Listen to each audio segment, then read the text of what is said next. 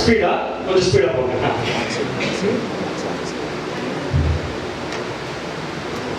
அனைவருக்கும் கிறிஸ்துவுக்குள்ளான வாழ்த்துக்கள்.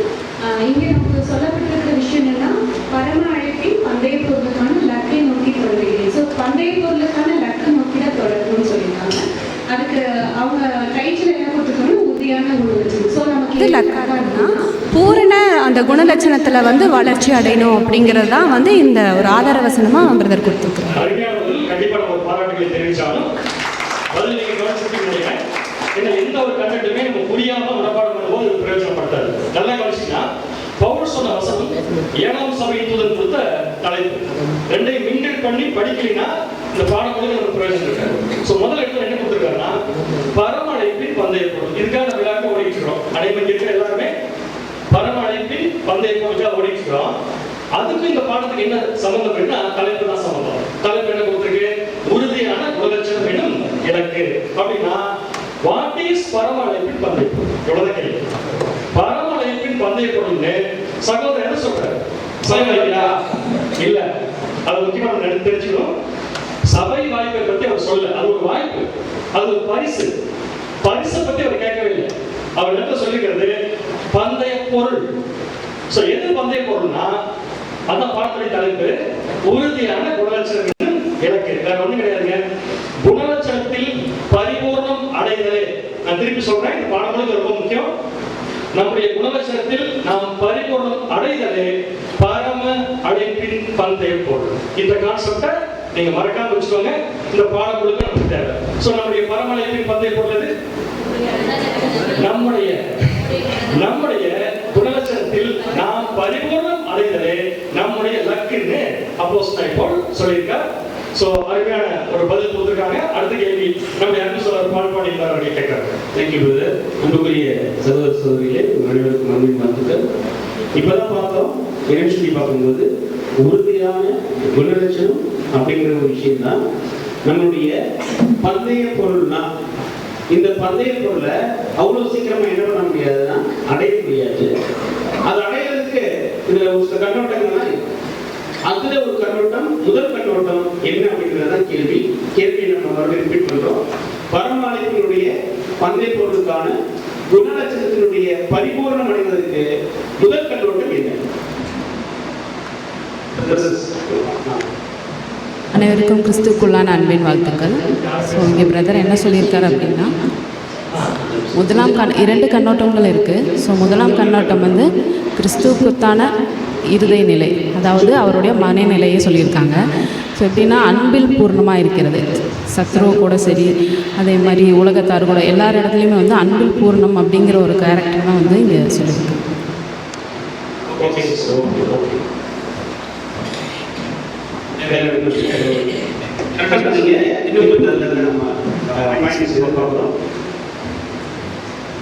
அவருடைய ஒரே பேரான குமாரனுடைய குணலட்சணத்துக்கு ஒத்த குணலட்சணமாக நம்மளுக்கு இருக்குது.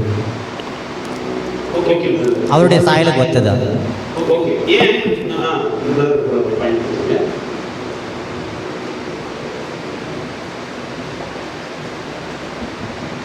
அனைவருக்கும் கிறிஸ்துவுக்குள் அன்பான ஸ்தோத்திரம். ஸோ அவரோட குணலட்சணம் நம்ம எதை சொல்ல வராங்கன்னா, நம்ம வந்துட்டு பார்த்திங்கன்னா கிறிஸ்துவோட நிலைமையிலேருந்து யோசித்து பார்த்தோன்னா அவர் பாவத்தை வெறுத்தார். அவர் வந்து பார்த்திங்கன்னா தன்னோட என்ன சொல்கிறாங்க அயலானை வந்துட்டு விரும்பினார். அவர் வந்து பார்த்திங்கன்னா நீதியும் நியாயத்தையும் அவர் வந்து விரும்பினார். கடவுளுக்கு அவர் முழுசாக வந்து ஒப்பு கொடுத்தாரு. ஸோ இதெல்லாமே வந்து நம்மளோட ஸ்டாண்ட் பாயிண்ட் வியூவில் இருந்துச்சுன்னா கிறிஸ்துவோட நிலையில் நம்ம இருப்போம், அவரோட இருதயத்தின் நிலையில் நம்ம இருப்போங்கிறது எடுத்தால் சொன்ன இதாக இருக்குதுங்க.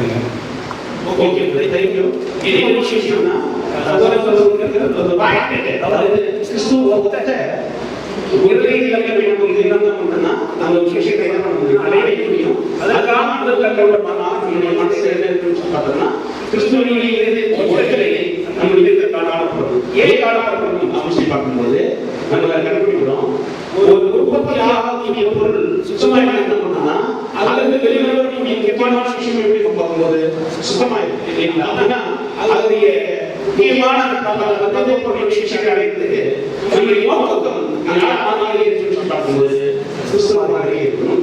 தொடர்பு இருக்குது. இப்போ அடுத்து என்ன அப்படிங்கிற விஷயத்தை நம்ம யாரும் சொல்லுவோம். ஜேம்ஸ் பாஸ்கர் வந்து கேட்பாங்க. அன்புக்குரிய சகோதர சொல்லிட்டு அருமையான ஒரு பதில். குணலட்சணத்தின் பரிபூர்ணம் அடைதல். இதான் பாடத்துடைய தலைப்பு. இதை மிஸ் பண்ணிடாது. பாடத்தின் தலைப்பு குணலட்சணத்தின் பரிபூர்ணம் அடைதல். ஏன்னா அதுதான் பிலிப்பியர் 3ஆம் அதிகாரத்தில் சொல்லக்கூடிய பரமழைப்பின் பந்தய பொருள்.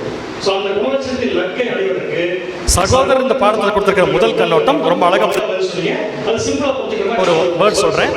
நோக்கத்தில் பரிபூர்ணம். நோக்கத்தில் பரிபூர்ணம். அதான் சகோதரர் சொன்னாரு, ஒரு விஷயம் எங்க ஆரம்பிக்குதோ அங்கேயே அது கரெக்டா இருந்துச்சுன்னா அது வரும்போது ரொம்ப கரெக்டா வந்துடும். அந்த மாதிரி நோக்கத்தில் பரிபூர்ணம் என்பது முதல் கண்ணோட்டம். அப்படின்னா என்னுடைய கேள்வி ரொம்ப சிம்பிள். பரம அழைப்பின் பந்தய பொருளுக்கான 2வது கண்ணோட்டம் என்ன?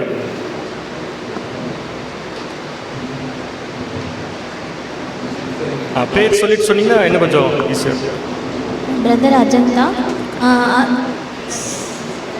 என் பேர் அஜந்தா கிடையாது, பிரதர்னு சொன்னேன். ஓகே. அவரோட குணலட்சணத்தில் நம்ம உறுதியடையில் தான் வந்து சொல்கிறாங்க பிரதர். அது ஓகே ஓகே கரெக்ட். இப்போ இன்னும் கொஞ்சம் ஸ்பெசிஃபிக் ஆன்சர் வேணும் அதுக்கான. நீங்கள் மைக் கொடுத்தீங்கன்னா போதும், என்கிட்ட கேட்க வேண்டாம். பிரதர், நம்ம ஃபஸ்ட்டு கண்ணோட்டம் என்னென்னா, நம்ம கிறிஸ்துவின் குணலட்சணத்தில் வந்து நினைச்சிருக்கு. குணலட்சணத்துக்கு ஒப்பான நம்ம குணலட்சணம் மாறணும். அதை வந்து என்ன பண்ணணும்னா நம்ம வாழ்க்கையின் இறுதி படைந்தும் அதிலே நினைச்சிருக்கிறதா வந்து 2வது கண்ணோட்டமாக சகோதரர் சொல்லியிருக்காரு. அருமையான பதில். ஒரு வாழ்த்துக்கள் சகோதரருக்கு. ஒரு கைத்தட்டல் கொடுத்துடலாம். நம்ம கொஞ்சம் எல்லாம் உற்சாகப்படுத்தல எல்லாத்தையுமே. முதல் கண்ணோட்டம் நோக்கத்தில் பரிபூர்ணம், 2வது கண்ணோட்டம் செயல்களில் பரிபூர்ணம். அவ்வளோதான், சிம்பிள். இதைத்தான் சகோதரர் எப்படி எழுதியிருப்பாருன்னா நம்முடைய ஆண்டவரை இயேசு கிறிஸ்துவோட கம்பேர் பண்ணி எழுதியிருப்பார். நல்லா புரிஞ்சுக்கலாம். நம்முடைய டார்கெட்டு குணலட்சணத்தின் பரிபூர்ணம். நம்ம எல்லாரும் குணலட்சணத்தின் பரிபூர்ணத்தில் இருக்கிறோமா? இப்போ நம்ம எல்லாருமே குணலட்சணத்தின் பர்ஃபெக்ஷன்ல இருக்கிறோமான்னு கேட்குறேன். பதில் சரியா வரல. இது பெரிய கொஸ்டின் இல்லை. நம்ம எல்லாரும் குணலட்சணத்தின் பரிபூரணத்தில் இருக்கிறோமான்னு கேட்டால் பதில் தயக்கம் அல்லது இல்லை. இதை 2 தான் பதில் இல்லையா? ஆனால் அதை அடைஞ்சாகணும். ஏன்னா அதுதான் பந்தய பொருள். அப்போ அதை அடைஞ்சாகணும்னா அதை பார்க்க வேண்டிய எடுத்துக்கொள்ள வேண்டிய கண்ணோட்டத்தில் ஃபர்ஸ்ட் கண்ணோட்டம் சிந்தை, இயேசு கிறிஸ்துவின் சிந்தை, அந்த நோக்கத்தில் இருக்கக்கூடிய பரிபூர்ணம். அதாவது நோக்கமே பர்ஃபெக்ஷனாக இருக்கும். இப்படி செய்யலாமா, இப்படி பார்க்கலாமா, இப்படி பேசலாமா அப்படிங்கிற ஒரு விஷயம். இங்கே ஒரு பரிபூர்ணம் வந்துருச்சுன்னா இது மட்டும் பத்தாது. ஏன்னா சில சமயத்தில் நோக்கம் பரிபூர்ணமாக இருக்கலாம், செயல்கள் செய்யும் போது மாம்சம் தடுத்துடலாம். அப்போ எதுலேயும் பரிபூர்ணம் வேணும்னு சொல்லி பார்த்தீங்கன்னா செயல்கள்லையும் வேணும். என்ன நம்ம புதுசு யோசிக்குதோ அதை செய்யறமாங்கிறதா 2வது கண்ணோட்டம். அதான் செயல்களில் இருக்கக்கூடிய பரிபூர்ணம். ஸோ இந்த 2 கேள்வியும் ரொம்ப அருமையாக நம்ம முடிச்சிட்டோம். அடுத்த கொஸ்டின் போக போகிறோம். நம்ம கால் பண்ணினாரு. ரைட். இப்போ ஒரு விஷயத்தை புரிஞ்சுக்கிட்டோம். பரம அழைப்பினுடைய பந்தய பொருள் அடைவதற்கு 2 கண்ணோட்டத்திலையும் நம்மளுடைய விஷயங்கள் ரொம்ப உன்னதமாக இருக்கணும். ஒன்று வந்து பார்க்கும்போது நோக்கம் இல்லைங்களா, சிந்தை, அதுக்கடுத்து சிந்தை மூலமாக வரக்கூடிய செயல். ரைட். இது 2மே முக்கியம். ஆனால் இது உலகத்தில் இருக்கும்போதே நமக்கு வந்துடுதானா? இல்லை. இதுக்கு ஒரு ஆரம்பம் வேணும் இல்லை? அப்படின்னா அந்த ஆரம்பம் தான் எதுன்னு சொல்லி பார்க்குறோம்னா நம்முடைய அர்ப்பணம். அர்ப்பணத்தில் நம்முடைய இலக்கு என்பது அர்ப்பணம் செய்வதா அல்லது பூரணமாகுதலா? ஏன் கேள்வி எல்லாம் புரிஞ்சிருப்பீங்க. சித்தார்த்.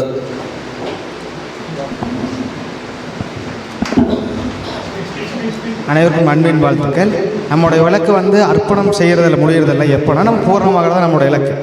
அர்ப்பணம் செய்கிறதுல நம்மளோட அந்த இலக்குங்கிறத நம்ம அந்த பந்தயத்திலே நம்ம ஸ்டார்ட் பண்ணுறவராக இருக்கும். அர்ப்பணம்ங்கிறது வந்து நம்மளோட ஒரு தொடக்கமாக இருக்குது. நம்மளோட இலக்கு வந்து பூர்ணமாகுது. ஏன்னு பார்க்கணும்னா நம்ம அர்ப்பணத்தில் என்ன பண்ணுறோம்னா தேவன்கிட்ட சில விஷயங்கள் நம்ம வந்து அர்ப்பணிக்கிறோம். நம்ம இருதயத்திலிருந்து அந்த இருதயத்தில் பண்ண அர்ப்பணிப்பில் நம்ம அந்த பாதையில் செல்லும் போது எந்த அளவுக்கு நம்ம அதை தேவனுக்கு பயந்து அதை நிறைவேற்றுறோமோ அது வந்து நம்ம பூர்ணப்படுறது நம்மளை ஆக்குதுங்கிறது நம்ம பார்க்கணும். Thank you brother. ரொம்ப கிளியராக பிரதர் என்ன பண்ணிட்டாருன்னா ஒரு விஷயத்தை சொல்லிட்டாரு. இன்னும் நீங்கள் தெளிவாக சகோதரர் தெளிவாக சொன்னார். சகோதரர் dean.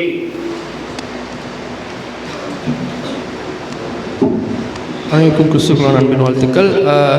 Heart likeness of Jesus, அதாவது கிறிஸ்துவனுடைய இருதயம் போலவே அப்படின்ற ஒரு பாயிண்ட்டை நம்ம ரீச் பண்ணுவோம். அது எப்போ ரீச் பண்ணுவோம் நம்மளால் சொல்ல முடியாது. ஸோ அப்போ கண்டிப்பாக என்ன பண்ண முடியாதுன்னா நம்ம கான்சக்ரேஷன் அப்படின்ற ஒரு பாயிண்ட்டை வந்து ஹார்ட் லைக்னஸ் ஆஃப் ஜீசஸ் அப்படின்றது எடுக்க முடியாது. நம்ம எப்போ ரீச் பண்ணுறோம், உதாரணத்துக்கு கிறிஸ்துவை போலவே நான் அன்பு காட்டுறேன் ஒரு பாயிண்ட்லனா அதை நான் ஒரு டைம் காட்டுறதுனால நான் பரிபூர்ணம் அடைஞ்சிட மாட்டேன். நான் சாவர வரைக்கும் என்ன பண்ணுறேன், அதை காட்டும் போது மட்டும்தான் நான் பரிபூர்ணம் அப்படின்ற ஒரு விஷயத்தை. இதை ப்ராக்டிக்கலாக எக்ஸாம்பிள் சொல்லணும்னா இப்போ ஒரு 200 மீட்டர் ரேஸ் ஓடுறோன்னு வச்சுக்கோங்க. அந்த 200 மீட்டர் ரேஸில் இப்போ ரேஸ் ஸ்டார்ட் ஆனும் போது நான் ஃபஸ்ட் பிளேஸில் இருக்கேன்றதுனால எனக்கு ஃபஸ்ட் பிளேஸ் தரமாட்டாங்க.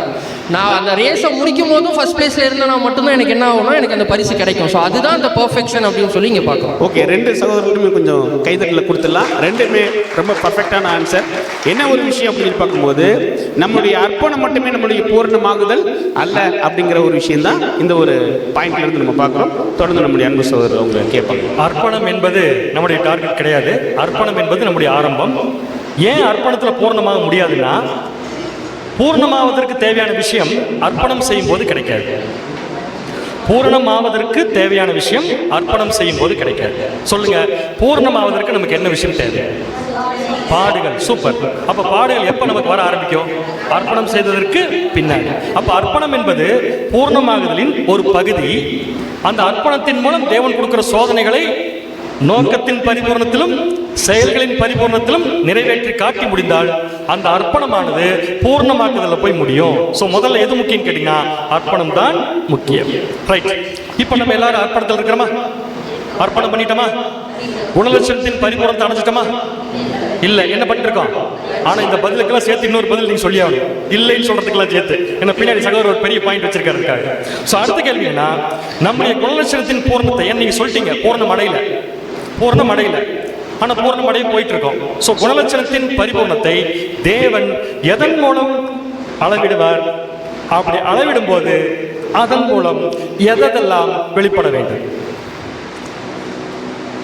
பிரதர்ஸ்க்கு கொஞ்சம் சான்ஸ் கொடுத்தா ஈஸியா இருக்கு. என்னோட சாய்ஸ் தரும் இந்த கொஸ்டின் பிரதர்ஸ்க்கு. ஓகே, யார் கை தூக்கலாம்? அப்ப சிஸ்டர்ஸ்க்கு. சகோதரி கார்த்திகா.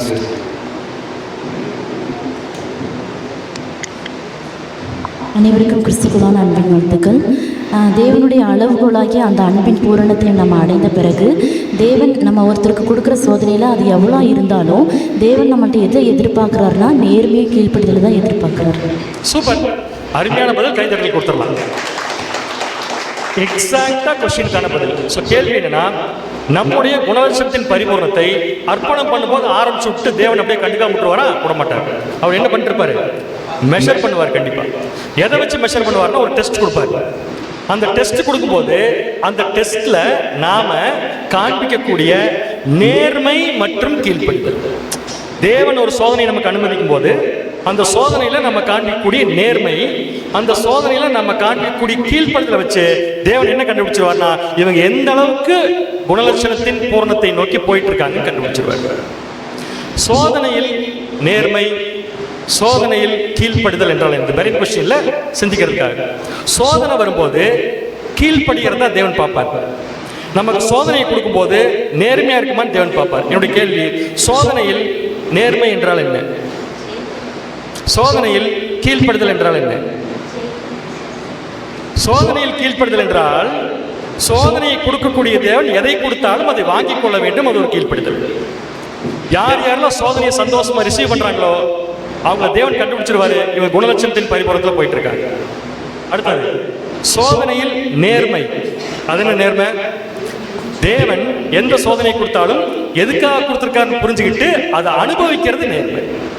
இந்த 2 விஷயம் எந்த புது சிருஷ்டிட்டு இருக்கோ சோதனைகள் வரும்போது நேர்மையாகவும் இருக்கணும், கீழ்ப்படுத்தலோட யார் இருக்காங்களோ கண்டிப்பா சொல்றேன் அவங்க குணலட்சணம் வளர்ச்சியை நோக்கி போயிட்டு இருக்கிறதுல எந்த சந்தேகம் கிடையாது.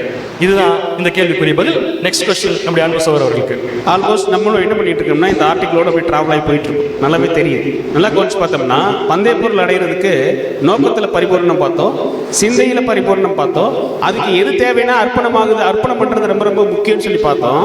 அதே நேரத்தில் அர்ப்பணம் பண்ணி இப்படி தொடர்ந்து வந்துகிட்டு இருக்கும்போது தொடர்ந்து அந்த இலக்கிலேயே டிராவல் பண்ணிட்டு இருப்போமானா இல்லை, அதுக்கு உறுதியான குணலட்சணம் என்னும் இலக்கை நம்ம ஒரு நாள் அடைவோம் இல்லையா? அடையும் போது தேவன் நம்ம கிட்ட அதை எப்போது அடைந்திருக்க வேண்டும் என்று எதிர்பார்ப்பார். அதாவது கொஸ்டின் மாதிரி ரிப்பீட் பண்றேன், குணலட்சணம் என்னும் இலக்கு ஒருவர் எப்போது அடைந்து இருக்க வேண்டும்? ஸோ இந்த பாடத்தை எழுதும் போதே முதல்ல பார்த்தீங்கன்னா பவுல் எழுதியிருப்பார். ஸோ அவரோட இதில் பார்த்தீங்கன்னா அவர் வந்து ஆழமாக அர்ப்பணிச்சவர். அவரோட இதில் பார்த்தீங்கன்னா ஒரு ஸ்பிரிச்சுவலி ரொம்ப மெச்சூர்டான ஆள். பட் அவரே சொல்லுவார் நான் இன்னும் ஓடிக்கிட்டு தான் இருக்கேன் அப்படின்னு. இங்கே நம்மளுக்கான இது என்ன சொல்லியிருக்குன்னா நம்ம என்னைக்கு நம்மளை அர்ப்பணிக்கிறோமோ அதிலிருந்து எவ்வளோ விரைவில் நம்ம வந்து அந்த மார்க்கை நம்ம எட்டுறோமோ அது நம்மளுக்கு நல்லது. ஏன்னா எப்போ சோதனை வந்து ஜாஸ்தியாகும் தெரியாது, எப்போ நம்ம ஓட்டம் முடியும்னு நம்மளுக்கு தெரியாது. அதுக்கு முன்னாடி நம்ம ரெடியாக இருந்திருக்கணும். ஏன்னா இப்போ ஆண்டவர் வந்து பார்த்தீங்கன்னா அவர் கான்சன்ட்ரேட் பண்ணி 3 வருஷம் கழித்து அவரை பலி கொடுக்குற சமயத்தில் தேவன் நினச்சிருந்தாருன்னா அவர் கப்பை எப்போ வேணாலும் ஃபில் பண்ணி அவரை வந்துட்டு முன்கூட்டியே கொண்டு போயிருக்கலாம். பட் அப்படி போயிருந்தாலும் அவர் நிலையான இடத்துல அவர் எப்போவோ அந்த மார்க் அடைஞ்சிட்டார். ஸோ அவருக்கு 3 வருஷம் காத்திருக்கணுங்கிற அவசியம் கிடையாது. ஆனால் நம்மளோட நிலைமை அப்படி இல்லை. நம்மளுக்கு இன்னும் எத்தனை நாள் மிச்சம் இருக்கு? நான் அடுத்த கொஸ்டினில் வேறு கேட்க வேண்டியிருக்கு. நம்முடைய அன்பு சாருக்கு ஒரு பலத்த கைதுகள் கொடுக்கணும். ஏன்னா அது ஒரு முக்கியமான பாயிண்ட். என்ன பண்ணிட்டாருன்னா பிரதர் சொல்லிட்டாரு விரைவில் அப்படிங்கிறத சொல்லிட்டாரு. இன்னும் ஒரு சில ஆன்சர்ஸ் உங்கள் மத்தியிலேருந்து நம்ம எதிர்பார்க்குறோம். கொஸ்டின் மறுபடியும் சொல்லணுமா? குணலட்சணம் என்னும் இலக்கு ஒருவர் எப்போது அடைந்திருக்க வேண்டும்? இங்கே சொல்கிறாங்க. இது கரெக்டானு தெரியல, சொல்கிறேன். பிரதரே எல்லாம் சொல்லிட்டாரு. இது என்னோட அண்டர்ஸ்டாண்டிங். ஏன்னா நீங்கள் பிரெயின் ஸ்டடின்னு சொன்னதுனால நான் படிக்காமல் சொல்கிறேன். ஓகேங்களா? ஸோ பிரெயின் ஸ்டடின்னு சொன்னால் படிச்சுட்டு இல்லை, படிச்சுட்டு என்னோட அண்டர்ஸ்டாண்டிங்னு சொல்கிறேன். பார்க்காம சொல்கிறேன். ஸோ குணலட்சணம் இவங்களுக்கு எப்பொழுது ஒரு அடைந்து விட்டார்னா எப்போதுமே அடைஞ்சிருக்கணும். அதான் எக்ஸாக்ட் பாயிண்ட். எப்ப செத்தாலும் உறுதி என்னும் அந்த குணலட்சணத்தினுடைய இலக்கை அடைஞ்சிட்டு தான் என்ன பண்ணணும்னா சாகணுங்கிறதா இங்க பாயிண்ட். ஏன்னா ஆண்டவராகிய இயேசு கிறிஸ்து அங்க பார்த்தோம். அதே நேரத்தில் எவ்வளவு காலங்கள்னு சொல்லி பார்க்கும்போது விரைவில் அப்படிங்கிற ஒரு விஷயம் அங்கே கொடுத்துருப்பாங்க. தொடர்ந்து அடுத்த கேள்விக்கு நம்ம போகலாம். இந்த கொஸ்டினில் ஒரு சின்ன பாயிண்ட் நான் ஆட் பண்ணிக்கிறேன். எல்லாரும் சொன்னீங்க குணலட்சணத்தின் பரிபூரணத்தை அடைஞ்சிட்டிங்களா? அடைஞ்சிட்டே இருக்கோம். இப்போ நல்லா யோசிங்க. இப்போ பிரதர் கொடுத்த பாயிண்ட் கரெக்ட். எப்படின்னு சொன்னால் எப்போ அந்த லக்க ஒருத்தர் அடைஞ்சிருக்கணும்னா எப்போவுமே அடைஞ்சிருக்கணும், எப்பொழுதுமே அடைஞ்சிருக்கணும். ஏன்னா இன்னைக்கும் நான் குணலட்சணத்தில் பரிபூர்ணம் அடைஞ்சிருக்கணும், நாளைக்கு அடையணும், நாளானைக்கு அடையணும். ஏன்னு சொன்னால் ஒருவேளை இன்னைக்கு நைட் நம்ம செத்து போயிட்டோம்னா என்ன ஆகும்? இப்போ ஒருவேளை நம்ம இப்படி நினச்சிருக்கிறோம் நான் குணலட்சணத்தின் பரிபூர்ணம் அடையல, இன்னைக்கு நைட் நான் செத்து போயிட்டேன், அப்போ நான் சபை இல்லையே. அப்போ நம்மளே என்ன சொல்கிறோம் இன்டைரக்டானா நாங்கள் போயிட்டு இருக்கிறோம் ஆனால் பரிபூர்ணம் அடையல. அப்போ பரிபூர்ணம் அடையிறதுக்கு கூட என் லைஃப் போயிடுச்சுன்னா அப்போ நான் சபை வாய்ப்புக்குள்ள இல்லையே. அப்படின்னா சகோதரர் என்ன சூப்பர் பாயிண்ட் கொடுக்குறாருன்னா அப்படி மட்டும் நினச்சிக்காதீங்க. இன்னைக்கு வரைக்கும் தேவன் உங்களுக்கு என்ன டெஸ்ட் வச்சிருக்காரோ அதில் நீங்கள் பாஸ் பண்ணியிருக்கீங்களா? பாஸ் பண்ணலினா நாளைக்கு பண்ணிடுங்க. ஏன்னா எனி டைம் டெத் வரும். எனி டைம் டெத் வரும்போது பவுல் மாதிரி சொல்லணும், ஓட்டத்தை தொடர்ந்து கொண்டிருக்கிறேன் இல்லை, ஓட்டத்தை முடிப்பேன். ஸோ இந்த குணலட்சண இலக்கு ஒருவருக்கு எப்பொழுது இருக்க வேண்டும்? எப்பொழுதுமே இருக்க வேண்டும். அடுத்த பாயிண்ட், நம்முடைய ஆண்டவராக இயேசு கிறிஸ்து வந்துடலாம். நம்முடைய ஆண்டவராக இயேசு கிறிஸ்து அர்ப்பணம் செய்தாரா இல்லைங்களா? செய்தார். குணலட்சணத்தின் பரிபூர்ணத்தை நோக்கி போய்கொண்டிருந்தாரா? சரி. இப்ப நம்முடைய ஆண்டவராக இயேசு கிறிஸ்து அர்ப்பணத்தில் ஜெயம் கொண்டாரா அல்லது இன்னைக்கு கொஸ்டின் கேட்கல, அர்ப்பணத்தில் ஜெயம் கொண்டாரா அல்லது மரணத்தில் ஜெயம் கொண்டாரா? கேள்வி திருப்பி கேட்கிறேன். நம்முடைய ஆண்டவராக இயேசு கிறிஸ்து குணலட்சணத்தின் பரிபூர்ணத்தை அர்ப்பணத்தில் அடைந்தாரா மரணத்தில் அடைந்தாரா? அர்ப்பணத்திலே அடைஞ்சிட்டார். நல்லா புரிஞ்சுக்கோங்க. அவருக்கு நமக்கு இருக்கிற பெரிய டிஃபரன்ஸ் தான். அர்ப்பணத்திலேயே நம்முடைய ஆண்டவராக இயேசு கிறிஸ்து குணலட்சணத்தின் பரிபூர்ணத்தை அடைந்து விட்டார். சோ 7வது கொஸ்டின் என்ன?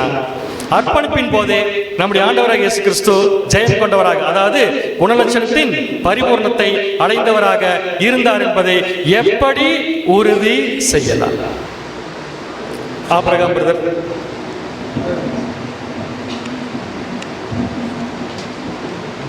ஆண்டவராக இயேசு கிறிஸ்து வந்து ஞானஸ்தானம் எடுக்கும்போது அவரோட அப்பா வந்து என்னோட நேசகுமாரன் இவர் மேல் பிரியமா இருக்கிறேங்கிற வார்த்தையை சொன்னார். அதனாலேயே ஒரு கைதட்டி கொடுத்துடலாம் பிரதருக்கு. வேற இது அடுத்த கொஸ்டினுக்கான பதில் இருந்தாலும் பரவாயில்ல. அர்ப்பணத்தின் போதே ஜெயம் கொண்டவராக, அதாவது குணலட்சணத்தின் பரிபூர்ணத்தை அடைந்தவராக இயேசு கிறிஸ்து இருந்தார் என்பதை எப்படி கூறுவீர்கள்? கூறுகிறீர்கள். கிறிஸ்துவுக்களான அன்பின் வாழ்த்துக்கள் பிரதர். அதாவது தேவன்கிட்ட அவர் செல்லப்பிள்ளையா இருந்தார் இல்லையா, அந்த ஸ்தானத்தை விட்டு கீழே இறங்கி வரும்போதே அவர் அந்த கொடுத்துட்டாருன்னு நான் நினைக்கிறேன். அந்த அர்ப்பணத்தை முழுமையா இல்ல அது நம்ம சொல்ற அர்ப்பணங்கிறது பேப்டிசம், டெத்துங்கிறது சிலுவை மரணம். இந்த ரெண்டுல நம்மளை பொறுத்த வரைக்கும் பார்த்தீங்கன்னா மரணத்துல தான் குணலட்சணத்தின் பூரணத்தை அடைவோம் நம்ம பேசணும். பட் ஆண்டவரை பொறுத்த வரைக்கும் எப்ப அடைச்சாங்க? வேற ஆசை பிரதர், அதை எப்படி நம்ம உறுதி செய்யலாம்னா அவர் எந்த ஒரு சித்தம் செஞ்சாலும் அது பிதாவோட சித்தத்துக்கு வந்து அவர் ஒப்பு கொடுத்தவராக இருந்தார். பதில் கரெக்ட். பட் ரைட்டிங்ஸ்ல இன்னும் கொஞ்சம் ஸ்ட்ராங்கான சில பாயிண்ட்ஸ் இருக்கு. மரியாஸ் ஓகே பரிசுத்த ஆவி வந்து அவர் மேலே ஃபஸ்ட்டு இறங்கி வர்றது மூலிமா ஃபஸ்ட்டு உறுதி பண்ணார். அதுக்கப்புறமா அவர் சத்தம் கேட்கறது மூலியமாகவும் உறுதி பண்ணார். பரிசுத்தாவி தேவன் கொடுத்ததுனால இயேசு கிறிஸ்து பரிபூரணமாக இருந்தால் நம்ம எடுத்துக்க முடியாது. பட் அது ஒரு பாயிண்ட் தான் நீங்கள் சொல்கிற மாதிரி. பட் அதை நம்ம வச்சு சொல்ல முடியாது. அடுத்தது வேற மரியா கேட்ட அப்படி ஃபஸ்ட்டு, அதனால மரியா முடிச்சுட்டு. அனைவருக்கும் கிறிஸ்துக்குள்ளான அன்பின் வாழ்த்துக்கள். ஆண்டவராகிய இயேசு கிறிஸ்து பிறப்பிலே பரிபூர்ணமான மனுஷன். அவர் அர்ப்பணிப்பிலே அவர் அந்த பரிபூர்ணத்தை முடிச்சிட்டாருன்றது எப்படி சொல்லலாம்னா, அவர் அர்ப்பணிக்கும் போதே அன்பின் பிரமாணம் ஃபுல்லாக கம்ப்ளீட் பண்ணியிருந்தார். பிறனை நேசிக்கிறதுலையா இருக்கட்டும், தன் பிதாவாகிய தேவனை ஒருவரை தவிர வேறு யாரையுமே வந்து வணங்காதவராகவும் அன்பின் பிரமாணத்தை கம்ப்ளீட் பண்ணவராக இருந்தப்போ அவர் பேப்டிசம் எடுக்கும்போது பூர்ணராகவே இருந்திருந்தார். சூப்பர் பதில். ஒரு கைத்தட்டல் கொடுங்க ஃபஸ்ட்டு. அடுத்த பாயிண்ட் வரேன். இன்னும் முழுமையான ஒரு பாயிண்ட் இல்லை. அதாவது நமக்கும் நம்முடைய ஆண்டவருக்கும் கம்பேர் பண்ணுறோம். நல்லா கவனிச்சுக்கோங்க. இந்த சப்ஜெக்டில் இருக்கு இன்னும் கேள்விக்கு ஒரு பாயிண்ட் எழுதுறேன். நமக்கும் நம்முடைய ஆண்டவரை கம்பேர் பண்ணுறப்ப நமக்கு அப்படியே கான்ட்ராஸ்டாக இருக்கிற விஷயம். பட் அர்ப்பணத்தில் எப்படி அவர் வந்து ஜெயம் கொண்டவராக இருந்தாருங்கிறத கேள்வி. இப்போ யாருக்கா சான்ஸ் கொடுக்குறீங்க? நானே ட்ரை பண்ணுறேன். நீங்களே ட்ரை பண்ணிக்கலாம் மறுபடியும். ஓகே. நமக்கு அவருக்குள்ள இருக்கிற ஒரே கான்ட்ராஸ்ட், அவர் வந்து கம்ப்ளீட் பர்ஃபெக்ட் மேனாக வந்தார். நம்ம வந்து அபூர்ண நிலைமையிலிருந்து வந்து அதுக்கப்புறமா அர்ப்பணத்தின் போது பூர்ணராக்கப்பட்டிருக்கிறோம். நம்ம செயலில் பூர்ணராக்கப்பட்டு இருக்கோம். Okay, good. பட் இந்த பாயிண்ட்லாம் கரெக்ட். பட் இன்னும் ஒரு ஸ்ட்ராங் பாயிண்ட் சகோதரர் எழுதியிருக்காரு. அது வேணும் எனக்கு இன்னும். கை தூக்கணும் பிரதர்ஸ் சொன்னால் மட்டும் தான் அவங்களுக்கு ஆன்சர். இப்போது இடம் கொடு அன்பின் வாழ்வாக்கள் தாமஸ் தான் பேசுகிறேன். இப்பொழுது நீதியை சரி கட்டுவேன் யோவான் சாணன்ட்டு சொன்னதை எடுத்துக்கலாமா? இல்லைங்க பார், அப்படி பார்த்தோம்னா நம்மளும் அதான் சொல்கிறோம் பேப்டிஸ்டில். எனக்கு சான்ஸ் கொடுங்க தேவனே, நான் ஜீவப்படி ஒப்புகிறேன்னு சொல்கிறேன். பட் அப்போ நம்ம பரிபூர்ணம் அடையிறது இல்லையே. பட் இயேசு கிறிஸ்து எப்படி அந்த விஷயத்தில் பரிபூர்ணம் அடைந்தார்? சகோதரி லலிதா இல்லைன்னா பண்ணுங்க சார். இல்லைன்னா அடுத்த ருத்ஸ்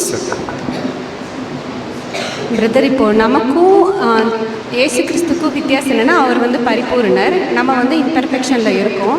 ஸோ நமக்கு வந்து ஏசு கிறிஸ்து பரிந்து பேசுறதுக்கு தேவைப்படுறாரு. ஆனால் ஏசு கிறிஸ்துக்கு வந்து பரிந்து பேசவோ அவரை ஒருத்தர் மூடுறது. ஓகே ஓகே, கைத்தட்டல் அவ்வளோதான் முடிச்சது.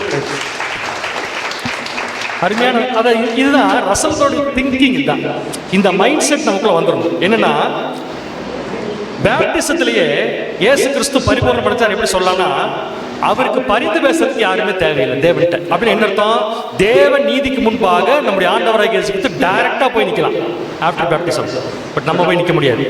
ஏன்னா நம்ம இன்னும் பரிபூர்ணம் அடையல. அப்ப அவருக்கு யார் இல்லை? மத்தியஸ்தரும் கிடையாது, அட்வொகேட் கிடையாது. இன்னொரு முக்கியமான விஷயம், அவருக்கு நீதியின் வஸ்திரம் தேவையில்லை இருக்கு. ஏன்னா அவர் தான் நமக்கே நீதியின் வஸ்திரம். பிகாஸ் அவருடைய பர்ஃபெக்ஷன் நம்மளை காப்பாத்துது. அவருடைய பர்ஃபெக்ஷன் நம்மளை காப்பாத்துதுன்னா பர்ஃபெக்ஷனா இருக்கிற அவருக்கு யார் தேவை? அப்படின்னு என்ன அர்த்தம்னா, அர்ப்பணத்தின் போது நம்முடைய ஆண்டவர் குணலட்சணத்தின் பரிபூர்ணம், அதாவது ஜெயம் கொண்டவராக இருந்தார் என்பதை இந்த காரியங்களை வைத்து நம்ம என்ன பண்ணலாம் சொல்லலாம். எல்லாரும் சொன்ன பதிலும் கரெக்ட், இந்த பதிலும் கரெக்ட். ஒரு பெரிய கைதட்டல் எல்லாருமே கொடுத்துடலாம். இப்போ நம்ம ஆர்டிக்கிளை படித்து நம்முடைய ஆண்டவராகி இயேசு கிறிஸ்துவங்க என்ன பண்ணாங்கன்னு சொல்லி பார்த்தோம். அதாவது அவங்க அர்ப்பணிப்பின் போது ஆண்டவராகி இயேசு கிறிஸ்து ஜெயம் கொண்டவராக இருந்தார் என்பதை ஆர்டிக்கிளை படித்து நம்ம என்ன பண்ணோம்னா உறுதி செஞ்சோம். வசனத்தின்படி எப்படி உறுதி செய்யறது? நம்முடைய ஆண்டவராக இயேசு கிறிஸ்து அர்ப்பணம் செய்யும் போதே பேப்டிசத்திலேயே குணலட்சணத்தின் பரிபூர்ணத்தை அடைந்திருந்தார் என்பதை விளக்கும் வசனம் கூறுக. எல்லாரும் என்ன பண்ணிட்டு இருக்கீங்கன்னா மறுபடியும் எடுத்து என்ன பண்ணிட்டு இருக்கோம்? படிச்சுட்டு இருக்கோம். அனைவருக்கும் கிறிஸ்துக்குள் அன்பின் வாழ்த்துக்கள். லேவியராகமம் 16 அதிகாரம் 11ஆம் வசனம் கொடுத்துருப்பாங்க. பாவ நிவாரண பலியில் வந்துட்டு காலை வந்துட்டு கீழே சார் நீங்கள் டைப் பண்ணி போயிட்டீங்க. என்னோட கேள்வி டைரக்டா, அதாவது என்ன சொல்லி பார்த்தோம்னா, அர்ப்பணிப்பின் போது இயேசு கிறிஸ்து குணலட்சணத்தின் பூரணமாய் இருந்தார் என்பதை விளக்கும் வசனம். Sister rose. யோவான் 18:11 பிதா எனக்கு கொடுத்த பாத்திரத்தில் நான் பானம் பண்ணாமல் இருப்பேன். இல்லை அன்பின் வாழ்த்துக்கள். இன்னும் ட்ரை பண்ணுங்க. ரொம்ப எளிமையான விஷயம் தான் இது. பேப்டிசம் எடுக்கும் கர்த்தருக்கு ஸ்தோத்திரம். மற்றவர்கள் பேசுனீங்கன்னா கான்சன்ட்ரேஷன் டைவர்ட் ஆகும். பேசாதீங்க, கவனிங்க. பிரதர் பேப்டிசம் எடுக்கும்போதுங்க பிரதர் பிதா வந்து சொல்வார் இல்லைங்களா, இவர் என்னுடைய நேசம் என்பது மிக சரியா இருக்கு. கைவிடலாம். ஏன்னா அதுதான் என்னன்னு சொல்லி பார்த்தோம்னா, இதுக்கு முன்னாடி நம்ம பார்த்தோம் இல்லைங்களா, அவருக்கு ஒரு மத்தியஸ்தர் தேவையில்லை, அவருக்கு நீதியின் வஸ்திரம் தேவையில்லை. ஏன்னா டைரக்டா அவர் தேவன்கிட்ட என்ன பண்ண முடியும்னா நிறைய விஷயம் கேட்க முடியும். அதான் பார்க்குறோம், இவர் என்னுடைய நேசகுமாரன், இவர் மேல் நான் என்னவா இருக்கேன்னா பிரியமா இருக்கிறேன். எப்படி சொல்லலாம் இந்த வசனத்தை வச்சு? தேவன் ஒருத்தரை பார்த்து இவருடைய நேசகுமார்னு சொன்னா ஒரு பாவியை பார்த்து அப்படி சொல்றதுக்கு வாய்ப்பு இருக்காங்க. அப்படின்னு இயேசு கிறிஸ்து என்ன அடைஞ்சிருக்கணும் அந்த இடத்துலயே? கம்ப்ளீட் குணலட்சணத்தின் பரிபூரணத்தை அடைஞ்சு. அதான் சகோதரி மரியா சொன்னாங்க, அவர் பிறக்கும் போதே பர்ஃபெக்ஷன் தான் இல்லை. ஸோ அவர்கிட்ட அந்த விஷயத்தில் வர வாய்ப்பே இல்லை. இருந்தாலும் அதை ப்ரூவ் பண்ணுறதுக்கான வசனம் என்னன்னு பார்த்தீங்கன்னா, இவருடைய நேசகுமாரன் இவர் நான் எப்படி இருக்கேன், பிரியமா இருக்கிறேன் என்று ஒரு பாவப்பட்ட மனுஷனையோ அல்லது பரிபூர்ணம் குணலட்சணத்தில் ஆகாத மனுஷனையோ தேவன் பார்த்து சொல்வதற்கு வாய்ப்பு இல்லை. அடுத்த கொஸ்டின், இதே கான்செப்ட் நம்முடைய ஆண்டவராக இயேசு கிறிஸ்து அர்ப்பணத்தின் போதே ஜெயம் கொண்டவராக இருந்தார், அதாவது குணலட்சணத்தின் பரிபூரணத்தில் இருந்தார் என்பதை விளக்கும் வேதாகமத்தின் 2 நிழல்கள். அதில் ஃபர்ஸ்ட் சொல்ல வேண்டியது ஒரு நிழல். ஃபர்ஸ்ட் நான் கேள்வி, முதல் நிழல் கூறுக. அந்த முதல் நிழல்ல எப்படி அவருடைய பேப்டிஸ்ட்ல பரிபூர்ணமா இருந்தார் நீங்க சொல்லணும். அந்த முதல் நிழல்ல இயேசு கிறிஸ்து எப்படி குணலட்சணத்தின் பரிபூரணத்தில் பேப்டிஸ்ட்ல இருந்தாருங்கிற நீங்க சேர்த்து சொல்லணும். ஓகே சகோதரி ஜெயந்தி. அனைவருக்கும் கிறிஸ்துவுக்கான அன்பின் வாழ்த்துக்கள். பிரதர், நம்மளுக்கு வந்து முதல் நிழல் நம்மளுக்கு ஆசரிப்பு கூடாரத்தில் அந்த காளை பலியை தான் குறிக்குது. எப்படின்னு பார்த்தீங்கன்னா, அந்த காளை பலி யாருன்னா நம்மளுடைய ஆண்டவராக இயேசு கிறிஸ்து தன்னுடைய மாம்ச சரீரத்தை அந்த காளை பலியில் வந்து ஃபர்ஸ்ட் வந்து பலி செலுத்துறாரு இல்லைங்களா. அப்போ அது எது பண்ணுறாரு பார்த்தீங்கன்னா, ஞானஸ்தானத்திலே தன்னுடைய பூர்ணமாக இருக்கார் அப்படின்றது அந்த பலியை செலுத்துறதுலேயே வந்து அந்த வெளிப்படுது. அது தேவன் வந்து அக்செப்ட் பண்ணிக்கிறாரு அப்படின்னு சொல்லி.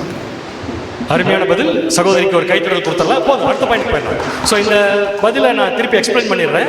பாவ நிவாரண நாளில் அடிக்கப்படும் காளையின் பலி நம்முடைய ஆண்டவராக இயேசு கிறிஸ்துவின் டேஷ் குறிக்கிறது. மரணமா அல்லது ஞானஸ்தானமா? ஞானஸ்தானம். ஏன் தெரியுமா? அதில் அடிக்கப்பட்டாச்சு, அவரு காளை அடிக்கப்பட்டாச்சு. பட் காளை பலி எப்போ மகாபரிசுரத்துக்குள்ள போகுது? பிரதானாசரின் வந்து ரத்தத்தை கையில் எடுத்துட்டு எங்க போனோம்? நேர மகாபரிசுரத்தில் போய் அதை கொடுத்து தேவன் அங்கீகரிச்சிட்டாருன்னா அந்த பலி அங்கீகரிக்கப்பட்டுச்சு. இதான மீனிங் இருக்கு. அப்படின்னா நம்முடைய ஆண்டவராக இயேசு கிறிஸ்து எப்ப பலியாக ஆரம்பிச்சார்னா அவருடைய மரணத்தில் கிடையாது, எப்ப அவருடைய பேப்டிசம். அப்ப பேப்டிசத்துல இயேசு கிறிஸ்துடைய பலி தேவனால் அங்கீகரிக்கப்பட்டுச்சு. எப்படி? அது எங்க போயிடுச்சு? மகாபரிசுரத்துக்குள்ள போயிடுச்சு. அது யார் அங்கீகரிச்சிட்டா? தேவன் அங்கீகரிச்சிட்டார். ஸோ அவர் அர்ப்பணம் செய்யும் போது குணலட்சணத்தின் பரிபூரணத்தில் இருந்தாருங்கிறதுக்கு நம்பர் 1 ஓகே. நம்பர் 2, 2வது நிழல் ஏன் என்பதையும் சொல்ல வேண்டும். அனிதா பிரதர், இங்கே பிரதர் வந்து 2வது நிழலாக என்ன சொல்லியிருக்காருன்னா, வெளிப்படுத்தல் 5ஆம் அதிகாரம் 2-7 வசனங்களில் அவர் வந்து புதிதாக அடிக்கப்பட்ட ஆட்டுக்குட்டியினுடைய அடையாளப்படுத்துகிறாரு. அது என்னன்னா, அவர் மரணத்தை அந்த ஓட்டத்தை முடிக்கிற இதில் இருக்கிற அந்த ப்ராசஸை சொல்லாமல் அர்ப்பணித்த போது இருந்த ப்ராசஸ் அவர் சொல்லியிருக்கிறாரு. அது எப்படின்னா, புஸ்தகத்தை திறக்கவும் அதன் முத்திரைகளை உடைக்கவும் பாத்திரவன் யார் என்று யோவான் அழுகிறார் இல்லைங்களா, அந்த வசனத்தை குறிப்பிடுறார். அப்போ இயேசு கிறிஸ்து, அப்போ இதனுடைய அர்த்தம் என்னன்னா, தெய்வீக திட்டத்தை தம்முடைய வசத்தில் மொத்தமாக அவர் பெற்றுக்கொண்ட ஒரு காரியத்தை கூட குறிக்கிறதா இந்த 2ஆம் நிழல் சொல்லுது.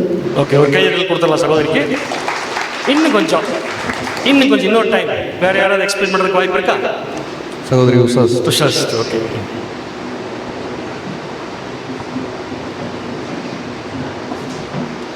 அனைவருக்கும் கிறிஸ்துவுக்குள்ளான அன்பின் வாழ்த்துக்கள். இங்கே வந்து சொல்லப்பட்ட புதிதாய் அடிக்கப்பட்ட ஆட்டுக்குட்டி அப்படின்ற ஒரு வார்த்தை கொடுக்கப்பட்டிருக்கு. ஆனால் இந்த வெளிப்படுத்தல் 5ஆம் அதிகாரத்தில் நம்ம ரெவலேஷன் ஸ்டடி படிக்கும் போது ஆக்சுவலாக இயேசு கிறிஸ்து ஜெயம் கொண்டு அவர் மரிச்சதுக்கப்புறம் அவர் வந்து நிற்கிற மாதிரி நம்ம படிச்சிருக்கோம். பட் இங்கே வந்து ஒரு வேர்ட் ஆட் பண்ணியிருக்காங்க, புதிதாய் அடிக்கப்பட்ட ஆட்டுக்குட்டி.